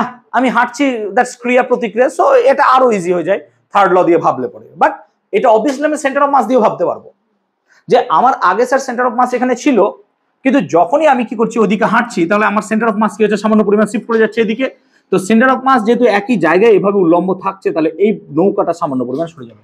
ক্লিয়ার হয়েছে কনসেপ্টটা? এইভাবে আমরা এর ব্যাখ্যাটাকে দিতে পারি। ক্লিয়ার? বুঝতে পারলাম? এখন এরকম যে একটা প্রবলেম আমরা চয়েস করি, এইরকমই এই লেভেলের একটা প্রবলেম কনসিডার করো। কনসিডার করো একটা এরকম স্ফেয়ার আছে, ফাঁপা স্ফেয়ার, ফাঁপা স্ফেয়ার, ফাঁপা স্ফেয়ার আছে, এবং তার রেডিয়াস কত? কনসিডার করো তার রেডিয়াস হচ্ছে আর। কনসিডার করো তার রেডিয়াস হচ্ছে আর, তার রেডিয়াস হচ্ছে আর। এবার এই আর রেডিয়াসের মধ্যে এই জায়গাটায় ধরো একটা এরকম বল আছে, যার রেডিয়াস হচ্ছে স্মল আর, যার রেডিয়াসটা হচ্ছে স্মল আর। তাহলে আমার কাছে কি আছে? একটা হলো স্ফেয়ার, হলো স্ফেয়ার অফ কি না, তো অফ রেডিয়াস হচ্ছে কত? অফ রেডিয়াস আর। আমার কাছে আছে একটা হলো স্ফেয়ার অফ রেডিয়াস কত? বেটা আর। আর একটা আছে কি? Small radius. আর একটা স্মল স্ফেয়ার সলিড ধরো, সলিড ধরো, স্মল স্ফেয়ার সলিড, যার রেডিয়াস কত না, তো যার রেডিয়াস হচ্ছে স্মল আর, এবং সে এই পয়েন্টে চুপচাপ বসে আছে। সে কনসিডার করো এ পয়েন্টে। তাহলে এখন যদি আমি লোকেশন দেখতে চাই, তাহলে এর লোকেশন সেন্টার অফ মাসের কত হবে? এই জায়গাটাই, এই জায়গাটাই লোকেশন হবে, তাই না? এই জায়গাটাই। আর এর লোকেশন কোথায় হবে? পজিশন। তাহলে আমি x1টাকে ধরছি এইভাবে, যে দেখো যদি বেসিক্যালি ধরি আমরা, তাহলে এখানকার পজিশন কত হচ্ছে? x1, আর এটার ধরছি x2। কেমন ভাবে? যে ধরো হলো যে স্ফেয়ার ছিল, এই হলো স্ফেয়ারের মাসটাকে আমরা ধরছি ক্যাপিটাল এম, আর যেটা স্মল স্ফেয়ার ছিল তার মাসটাকে ধরছি স্মল এম। মানে এটার মাস হচ্ছে ক্যাপিটাল এম, এটার মাস হচ্ছে স্মল এম, এইভাবে তারা ছিল, আছে। এই সিচুয়েশনে আমি চাইছি তার সেন্টার অফ মাস বার করতে। তাহলে এই সিচুয়েশনে আমি তার কি চাইছি? সেন্টার অফ মাস বার করতে। ক্লিয়ার হয়েছে? তাহলে একটা এরকম হলো স্ফেয়ার আছে, আর তার উপর একটা এরকম সলিড স্ফেয়ারকে রেখেছো।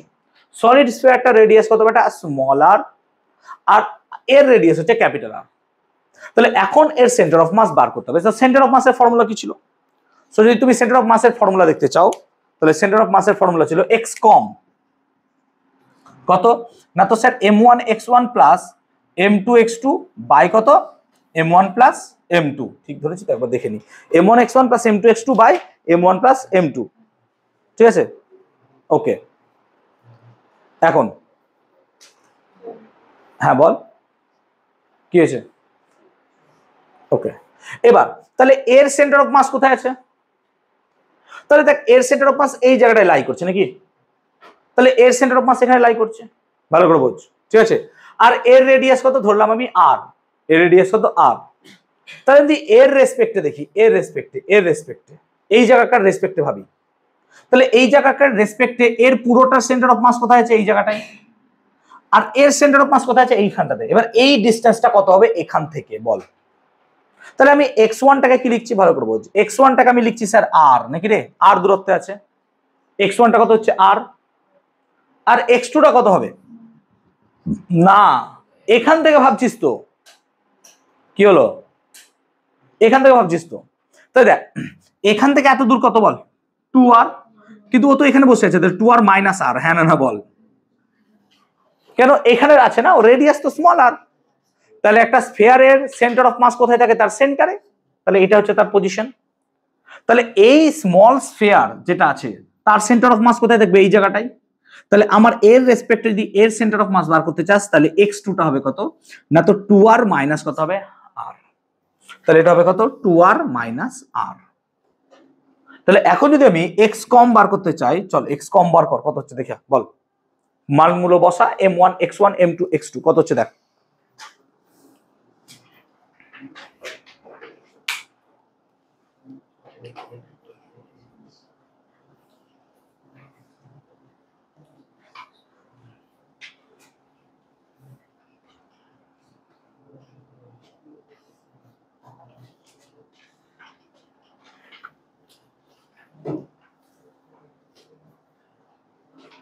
আমি এখান থেকে ভাবছি, বুঝতে পারছিস তো কত হলো?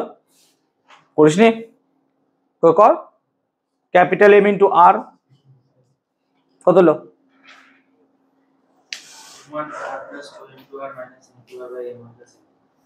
ক্যাপিটাল এম স্মল এম দিয়ে করেছিস, তাহলে কত হলো?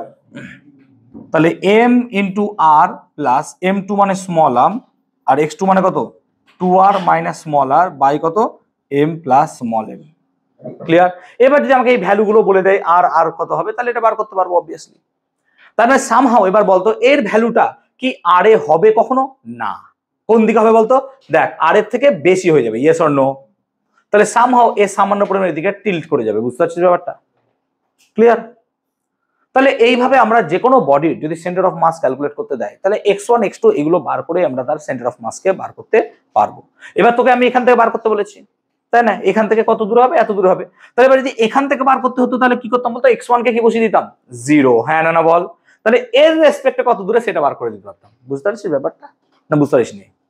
আমি এখান থেকে দূরত্বটা মাপলাম, আমি যদি এইখানটাকেই ধরতাম পয়েন্ট, তাহলে এক্স কমটা বেরোতো এইখান থেকে দূরত্বটা। হ্যাঁ না না বল? এখন দূরত্বটা কত বেরোচ্ছে? এতটা। বুঝতে পারছিস? পার্থক্য বোঝ, সিচুয়েশনটাকে ফিল কর। যে আমি বলতে চাইছি যে এই পুরো সিস্টেমে যদি সেন্টার অফ মাস এইখানটাতে যদি থাকে, আমি এই পজিশনের জন্য বললাম বলে এটা বেরোলো।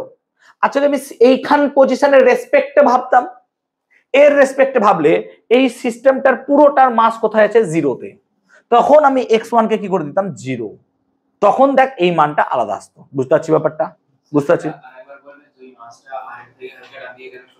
এখানে মাস বেশি আছে না বাবা, তো অবভিয়াসলি দিকে শিফট তো করবেই, তার ফর্মুলাই তো দেখতে পাচ্ছ। রিলেটিভ নয়, আমি পজিশন সাপেক্ষে বলতে পারি যে আমার সাপেক্ষে এত দূর, কিন্তু একটা সেন্টার অফ মাস একটা বডির কিন্তু একটা একটা ফাইনাইট পজিশন, মানে সেটা চেঞ্জ হবে না। এবার আমি এখান থেকে ভাবলে এখানে, এখান থেকে ভাবলে এখানে, সে তো আলাদা হতে পারে, তাই না? যেমন ধর একটা ট্রায়াঙ্গেল, একটা ট্রায়াঙ্গেলের সেন্টার অফ মাস কোথায় হবে? এই জায়গাটায় হবে। এবার আমি যদি এখান থেকে ভাবি, এখান থেকে ভাবি, এখান থেকে, সব একই হবে, কিন্তু ধর আমি অবজার্ভ করছি এইখান থেকে, কেউ অবজার্ভ করছে এইখান থেকে, তাহলে ডিস্টেন্সটা এখান থেকে সেটা আলাদা হবে। বাট এর সেন্টার অফ মাসের পজিশন তো ফিক্সড, এইটাই। এর সেন্টার অফ মাস তো চেঞ্জ হবে না, কিন্তু আমি কোথা থেকে দেখছি তার উপর ভিত্তি করে আমার চেঞ্জ হতে পারে। বাট ওর সেন্টার অফ মাস ফিক্সড। যেমন আমার সেন্টার অফ মাস তো ফিক্সড, এইখানে আছে, ধরো নেভেলে আমার নাভিতে আছে, এইখানে আমার সেন্টার অফ মাস ফিক্সড আছে, বসে আছে। কিন্তু তুমি ওখান থেকে দেখছো আমার সেন্টার অফ মাসের দূরত্ব তোমার থেকে আলাদা, ও দূরত্ব আলাদা হতে পারে, বাট এই বডিটার সেন্টার অফ মাস তো ফিক্সড, এবং সেটা এখান থেকে এত দূর অবস্থিত। এই পয়েন্টটা চেঞ্জ হবে না। এবার এখান থেকে মাপলে এত দূর, এখান থেকে মাপলে এত দূর, এবার তোমার সেটা আলাদা হতে পারে। ক্লিয়ার হয়েছে কনসেপ্টটা? বুঝতে পারলাম? ওকে, নাও এবার আমরা পড়বো মোমেন্ট অফ ফোর্স বা বলের ভ্রামক। দিয়ে কতক্ষণ ধরে এইসব জিনিস পড়ি দিলাম আমি, আজবাজে জিনিস। চল, মোমেন্ট অফ ফোর্স বা বলের ভ্রামক ক্লিয়ার হয়েছে আর দূর পর্যন্ত? আচ্ছা এই জিনিসটা পুরো কি ক্লিয়ার হয়েছে? সেন্টার অফ মাস ভালো করে বোঝ, এটা ক্লিয়ার বল।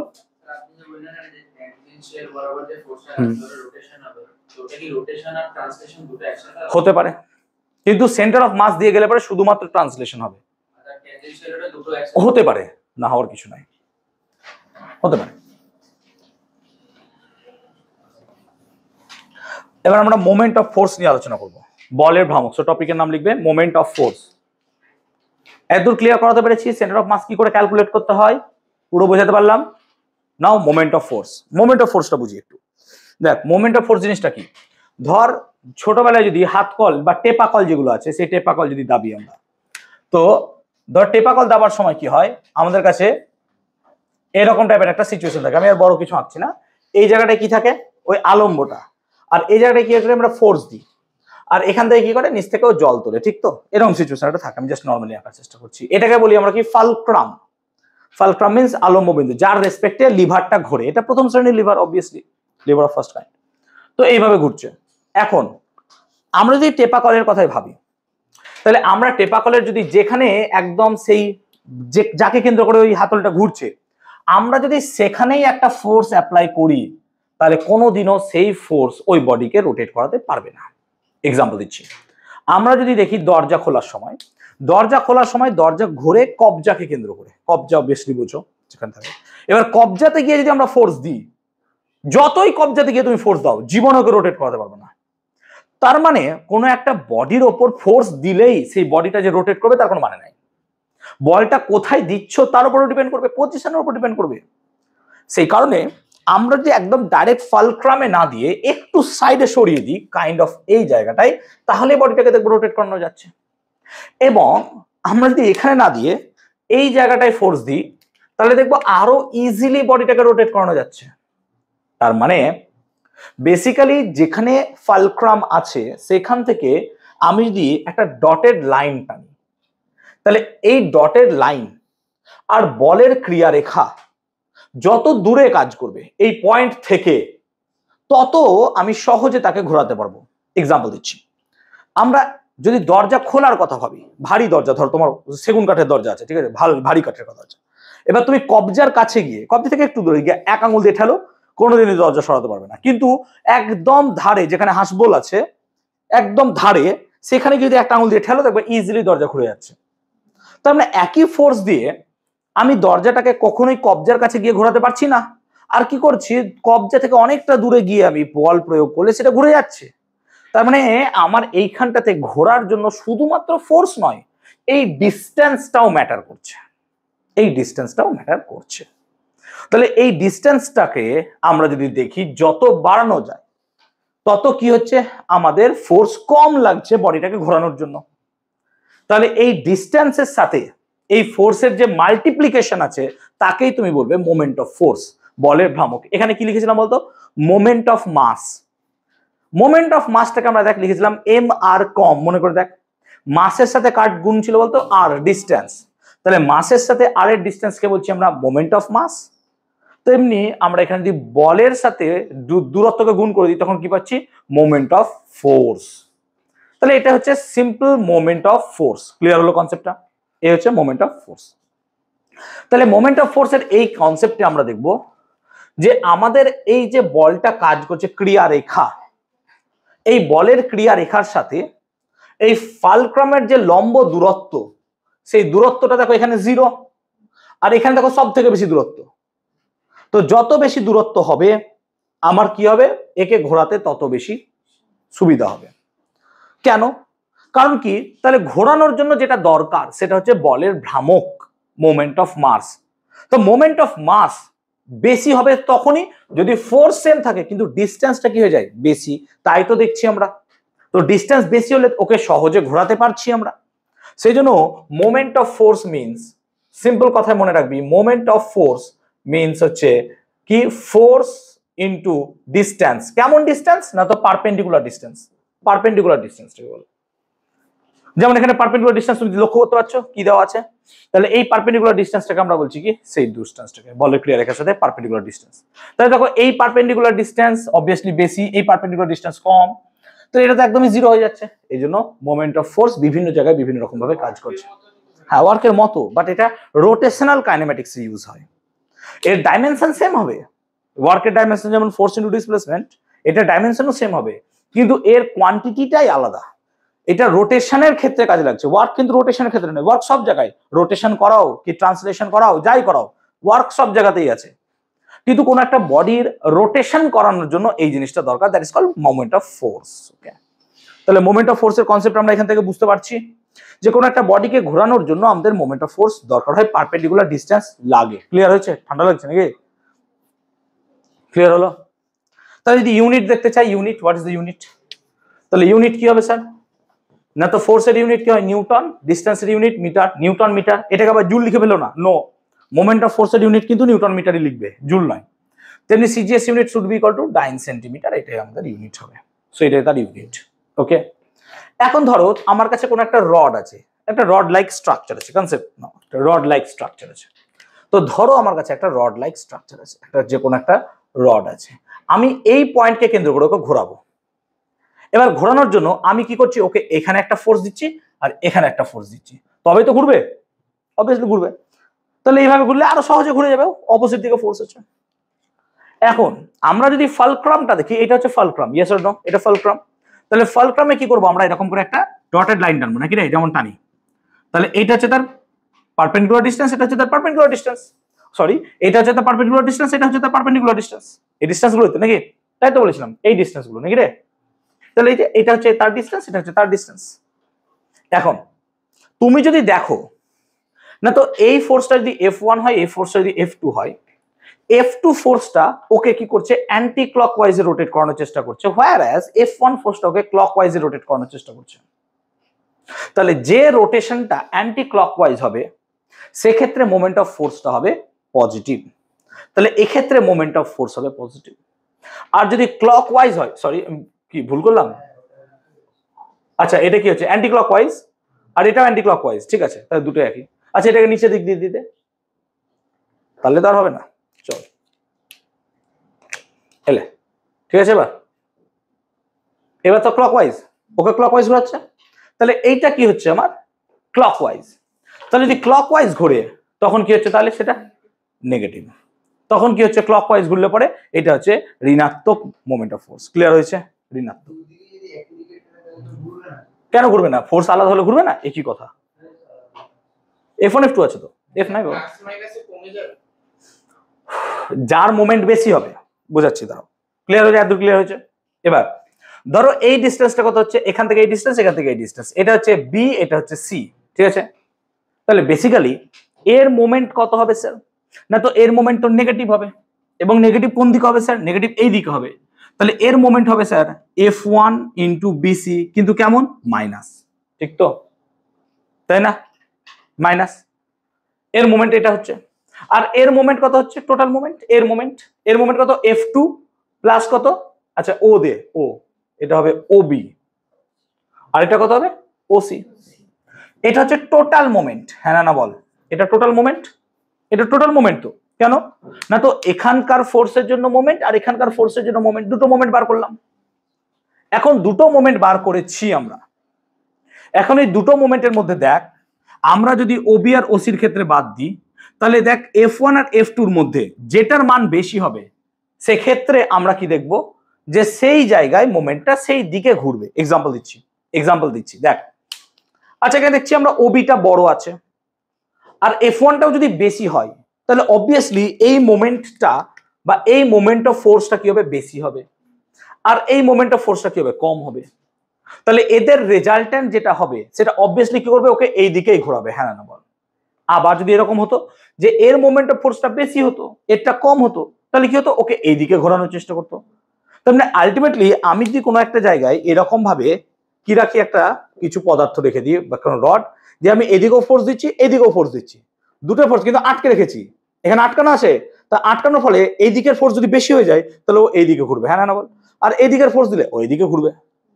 আবার দুটো যদি অপোজিট দিকে দিই তাহলে ও তো বন করে ঘুরবে, এত কোনো গল্পই নাই, কারণ টোটাল মোমেন্ট তখন যোগ হয়ে যাবে, ঠিক আছে। তাহলে এইভাবে আমরা মোমেন্ট অফ ফোর্সটাকে অ্যানালাইজ করতে পারি। সো একটা কথা সিম্পল মাথায় রাখবো, বলো,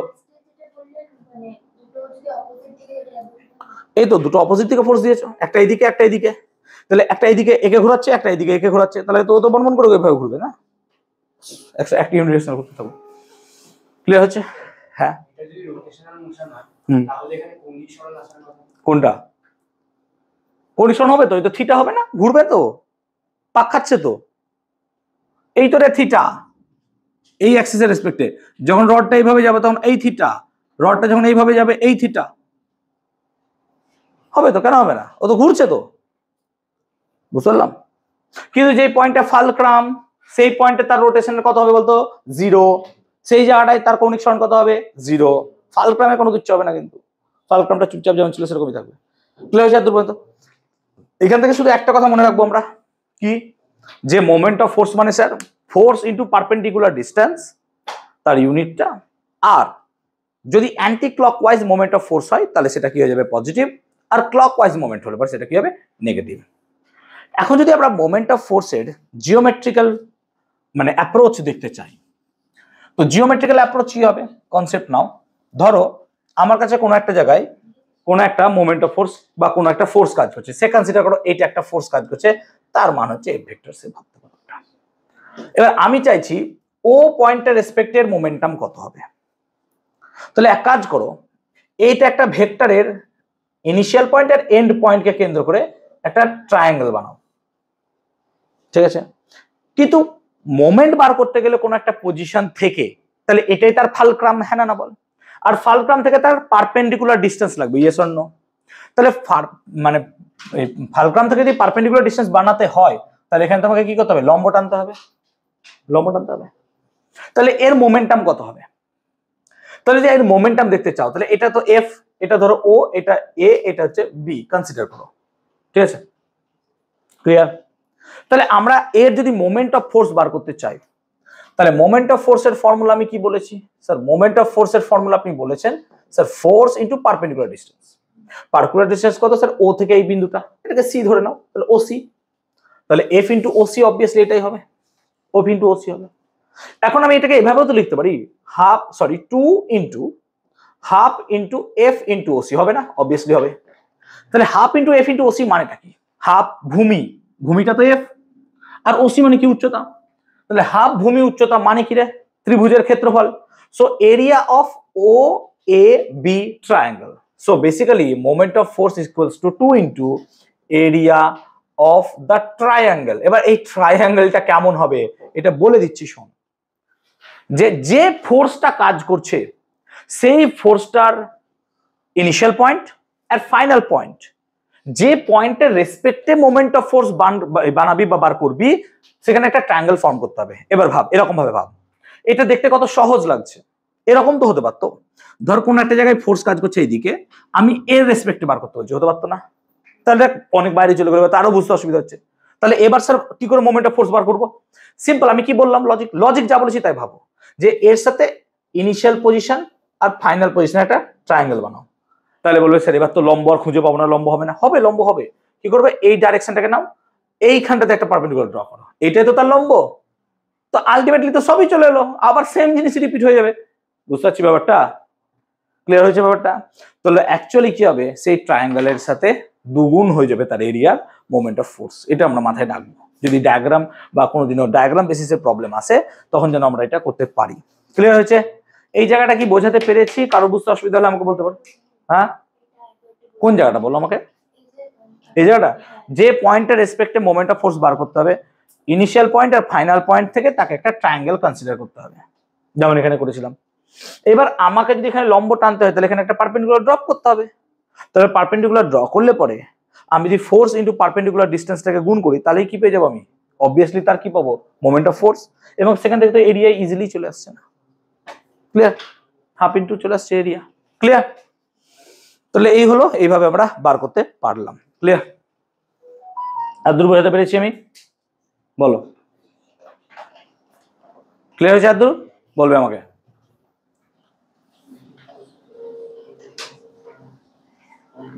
নেক্সট, এসি কমাবো না বাড়াবো?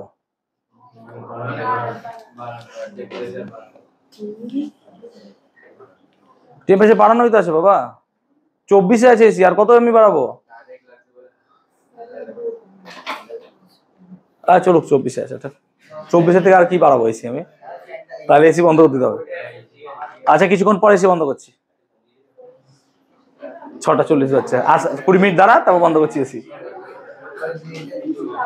ওকে, নাও ইমাজিন করো, ঠিক আছে?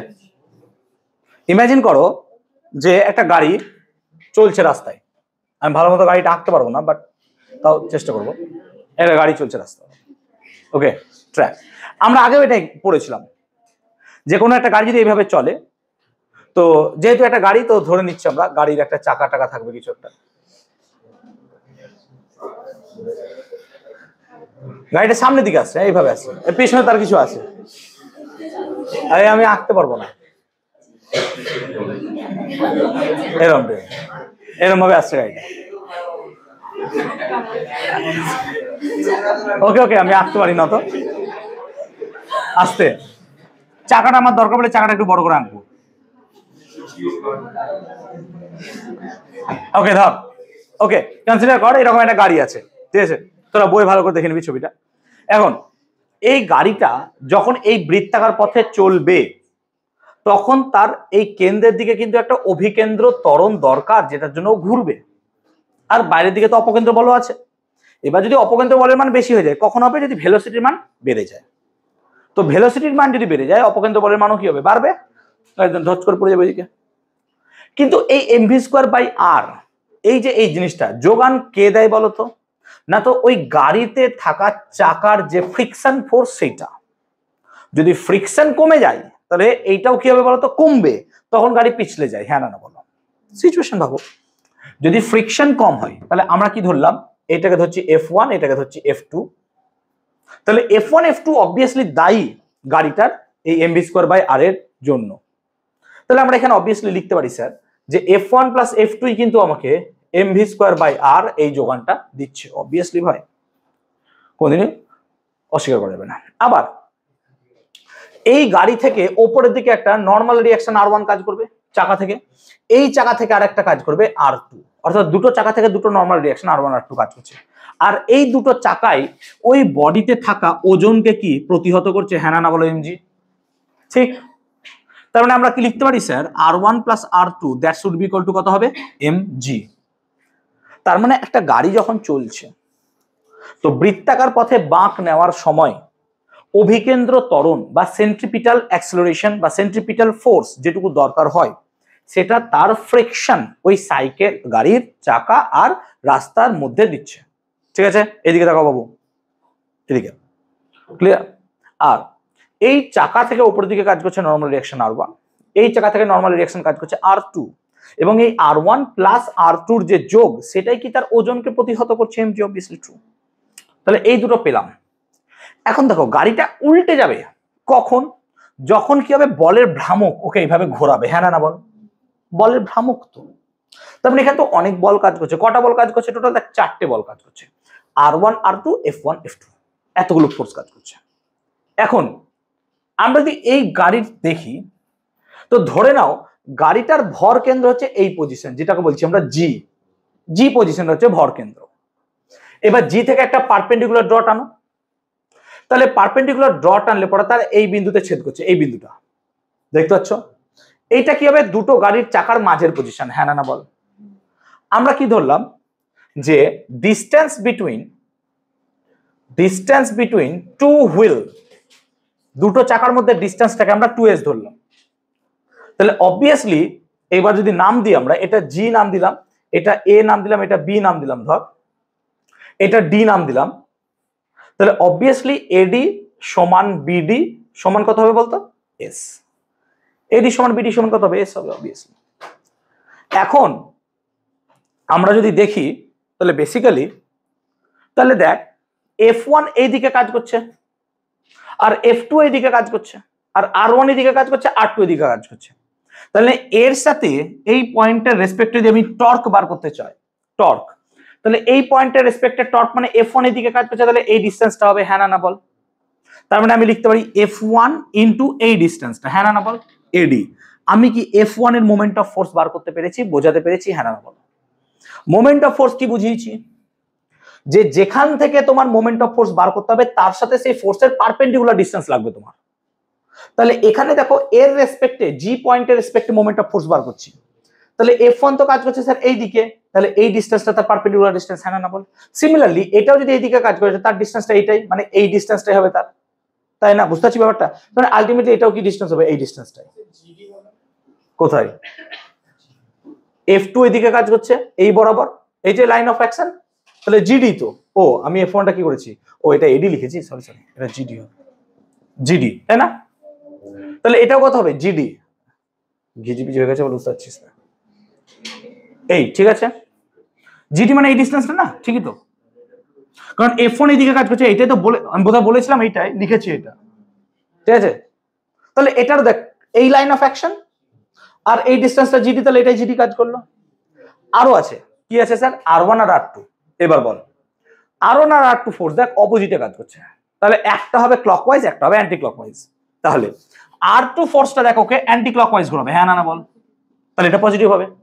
তাহলে অ্যান্টি ক্লকওয়াইজ গুলো R2, এবার R2 কাজ করছে এইদিকে, তাহলে তার ডিসটেন্সটা হবে এইটা। হ্যাঁ না বল? এটা হবে না নর্মাল রিঅ্যাকশন, নর্মাল রিঅ্যাকশন মানে এটা হবে পারপেন্ডিকুলার ডিসটেন্স, হ্যাঁ না বল? ভালো করে দেখ, R2 কাজ করছে এইদিকে, R2 কাজ করছে এইদিকে, তাহলে জি পয়েন্ট থেকে এই ডিসটেন্সটা দূরত্ব কত? এই ডিসটেন্সটা, হ্যাঁ না বল? আর এই ডিসটেন্স আর এই ডিসটেন্স কি হবে? সেম। তাহলে এটা কত হবে? বিডি নাকি রে? R2 into BD. আর R1টা কি হয়ে যাবে তাহলে স্যার? মাইনাস। কেন এটা হবে কি বলতো? ক্লকওয়াইজ, ক্লকওয়াইজ মোমেন্ট কি হয়? মাইনাস। তাহলে কি হয়ে গেল? Minus R1। আর R1 যদি এইদিকে কাজ করে তাহলে এই ডিসটেন্সটা আমার কাজে লাগবে। এই ডিসটেন্সটা কত হবে? এটা AD এর সাথে সমান, তাহলে মাইনাস R1 ইন্টু কত হবে? AD। আর টোটাল মোমেন্ট অফ ফোর্স যদি 0 হয় তবেই তো গাড়ি উল্টাবে না, তবেই গাড়ি উল্টাবে না। মোমেন্ট অফ ফোর্স যদি পজিটিভ বা নেগেটিভ যাই হোক গাড়ি উল্টে যাবে, কারণ মোমেন্ট অফ ফোর্স ওকে উল্টিয়ে দিবে। কি বল? জিডি এগুলো, এটা ইন্টু হবে, ইন্টু হবে, ঠিক আছে? ওকে, এবার তাহলে জিডিটা কত? জিডিটা ধর হাইটটা হচ্ছে h, হাইটটা হচ্ছে h, তাহলে F1 plus F2 into h plus BD আর এডি তো সেম, বিডি আর এডি কত? সেম s, তাহলে s মানে আমি লিখতে পারি কত? R2 মাইনাস R1 s নাকি রে? আর এটা সমান কত হবে? 0, ঠিক? তাহলে আমরা এখানে লিখতে পারছি R2 মাইনাস R1 সমান কত হবে? আচ্ছা, F1 প্লাস F2 মানে কত রে? F1 প্লাস F2 মানে mv স্কয়ার বাই r, তাহলে এখানে কি লিখবো? mv square h by r, কিন্তু এদিকে গেছে বলে মাইনাস হয়ে গেছে, তাহলে minus mv square h by r, আর নিচে একটা s চলে যাবে, আর মাইনাস আছে বলে আমরা কি করছি? মাইনাস কমন নিয়ে নিচ্ছি, তাহলে এটা দাঁড়াচ্ছে R1 মাইনাস R2 সমান mv square h by rs। এটা হলো R1 মাইনাস R2, এটা হলো R1 প্লাস R2। তাহলে আমরা এখানে R1 মাইনাস R2 পেলাম আর R1 প্লাস R2 পেলাম। এখন আমার কাজ হচ্ছে এই R1 আর R2 ভ্যালুটাকে বার করা। তাহলে আমরা এখন যদি R1 আর R2 ভ্যালুটাকে বার করার চেষ্টা করি, তাই দেখ, আমরা যদি R1 আর R2 ভ্যালুটাকে বার করার চেষ্টা করি, তাহলে কি করতে পারি? আমরা দুটোকে যোগ কর, দুটোকে যোগ কর, যোগ করলে R2 R2 কেটে যায়, তার মানে লজিক্যালি 2R1 সমান কত পড়ে থাকছে?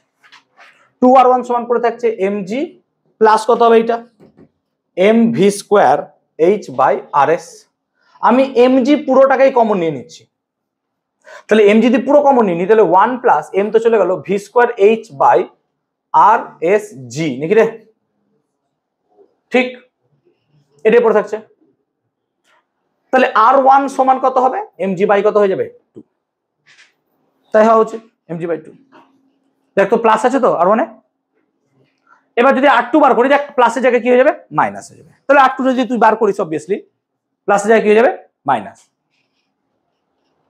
কিসের আওয়াজ হচ্ছে? একটা বেঞ্চে নাকি? ও ঠিক আছে, তাহলে R2টা যদি একইভাবে বার করিস তাহলে mg বাই 2 হয়ে যাবে 1 minus v square h by rs g, এইটাই হয়ে যাবে। এখন R1 আর R2 এর ক্ষেত্রে ভাব, গাড়িটা যখন উল্টাবে, গাড়ি কোনোদিনও এই দিকে উল্টাবে না, গাড়ি উল্টালে সবসময় এই দিকে উল্টাবে। দ্যাট মিনস R1 এর ভ্যালু কিন্তু কখনো 0 হতে পারে না, কারণ এটা সবসময় মাটিতে লেগেই থাকবে চাকা। গাড়ি যখন টপল হবে, উল্টাবে, তখন এইটা মাটি ছেড়ে চলে যাবে। দ্যাট মিনস যখন এই চাকাটা মাটি থেকে ডিট্যাচ হবে তখন R2 ভ্যালু কত হয়ে যাবে? 0, নর্মাল রিঅ্যাকশন 0 হয়ে যাবে, কারণ মাটিতে তো আর নাই টাচ করে। তার মানে যখন গাড়ি উল্টাবে তখন R2 ভ্যালু কত হবে? 0। কখন না? তো হোয়াইল টপলিং, গাড়ি যখন টপল খাবে, টপলিং এর সময় R2 ভ্যালু 0 হবে। তাহলে R2 কে যদি 0 করে দিই তাহলে basically mg by 2 1 minus v square h by rsg, that is 0। তাহলে mg বাই 2 তো 0 হতে পারে না, তাহলে এটাই 0 হবে অবভিয়াসলি। তার মানে 1 মাইনাস তাহলে v square h by rsg equals to 0।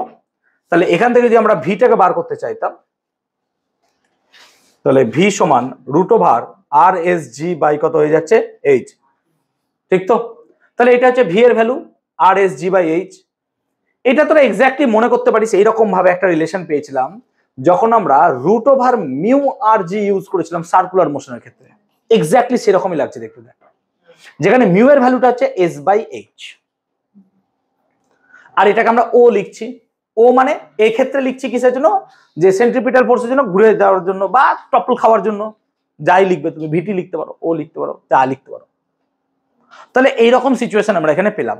এখন দেখ, আমরা এই দুটোকে যদি কম্পেয়ার করি তাহলে আমরা দেখছি মিউ এর ভ্যালু কত হয়ে যাচ্ছে, মিউ এর ভ্যালু হয়ে যাচ্ছে s/h। এবার বল মিউ এর ভ্যালু যদি s/h এর থেকে বেশি হয়ে যায়, তাহলে মিউ এর ভ্যালু যদি s/h এর থেকে বেশি হয়ে যায়, তাহলে মিউ এর ভ্যালু s/h এর মানে vm এর ভ্যালু কি হয়ে যাবে বলতো, v0 থেকে বেশি হবে। তাহলে vm এর ভ্যালু মানে কি, ফ্রিকশনাল ফোর্সটা বেশি হয়ে যাবে। দ্যাট মিন্স গাড়ি পিছলাবে না, তার আগে গাড়ি কি হয়ে যাবে, উল্টে যাবে, কারণ ফ্রিকশন ফোর্স অনেক বেশি হয়ে যাচ্ছে, আর একটা কেস কি হতে পারে, মিউ যদি লেস দেন s/h হয়, তাহলে মিউ এর মান যদি লেস দেন s/h হয়, তাহলে vm এর মাস কি হবে, less than vo। That means গাড়ি উল্টানোর আগে গাড়ি কি হয়ে যাবে, পিছলে পড়ে যাবে। তার মানে দুটো কেস হতে পারে, যে একটা কি গাড়ি পিছলানোর আগে উল্টে যেতে পারে, গাড়ি টপল খেয়ে যাবে গাড়ি, কারণ কি তখন এক্ষেত্রে ফ্রিকশন ফোর্স অতটাও গুরুত্ব পাচ্ছে না, কারণ তোমার ফ্রিকশন ফোর্স কমে গেছে। আর 2 নম্বর কেস কি হতে পারে, যে গাড়ি পিছলানোর আগে উল্টে গেছে, কারণ কি ওই জায়গাটায় মিউ এর ভ্যালু এতটাই নেই যে তোমার পিছলানোর জন্য যতটুকু দরকার ততটুকু কাজ করছে না, তার আগে গাড়ি উল্টে যাচ্ছে, কারণ কি এই s/h এর ভ্যালুটা বেড়ে যাচ্ছে। এবার এইচটা কি স্যার, যদি গাড়ির ক্ষেত্রে দেখো এইচটা হচ্ছে ভার কেন্দ্র বা ভর কেন্দ্র। দ্যাট মিন্স মাটি থেকে গাড়ির ভর কত উঁচুতে কাজ করছে, ভর কেন্দ্র মিন্স কোন জায়গায় গাড়িটা সমস্ত ভর কাজ করছে। এখন তুই দেখ এইচ এর মান যদি কমানো হয়, তাহলে ভি এর মান বাড়ালে পরেও এই টপলিং এর সম্ভাবনা কিন্তু কম হবে, হ্যাঁ না বল।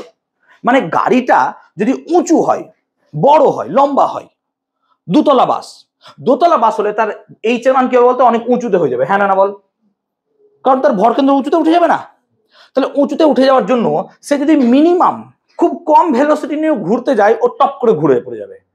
কিন্তু যদি গাড়ি ল্যাম্বরগিনি হয় বা ফেরারি হয়, তাদের গাড়ি দেখবি কি হয়, রাস্তার সাথে সেটে থাকে, stick to the ground.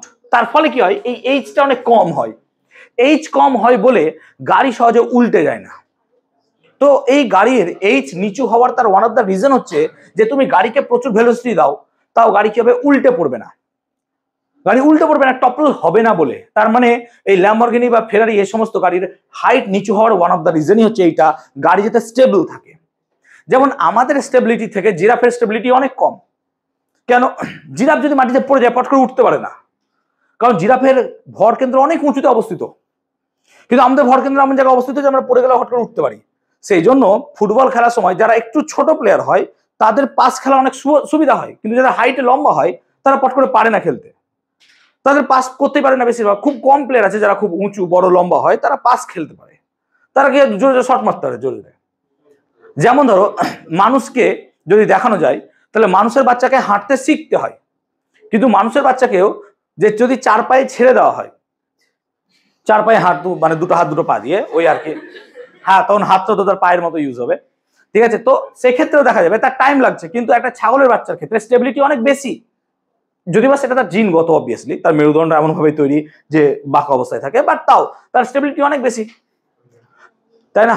So দেখা যাবে যে একটা মানুষের একটা পা নাই, তার হাঁটতে যথেষ্ট প্রবলেম হয়, কিন্তু একটা কুত্তার একটা হাত পা নাই, কিছু নাই, ও দিব্যি সুন্দর হেঁটে দৌড়ে বেড়ে যাচ্ছে, কোনো ব্যাপারই না, ওর 3টে পায়ে স্টেবিলিটি এত বেশি, অবভিয়াসলি তার স্টেবিলিটি অনেক বেশি।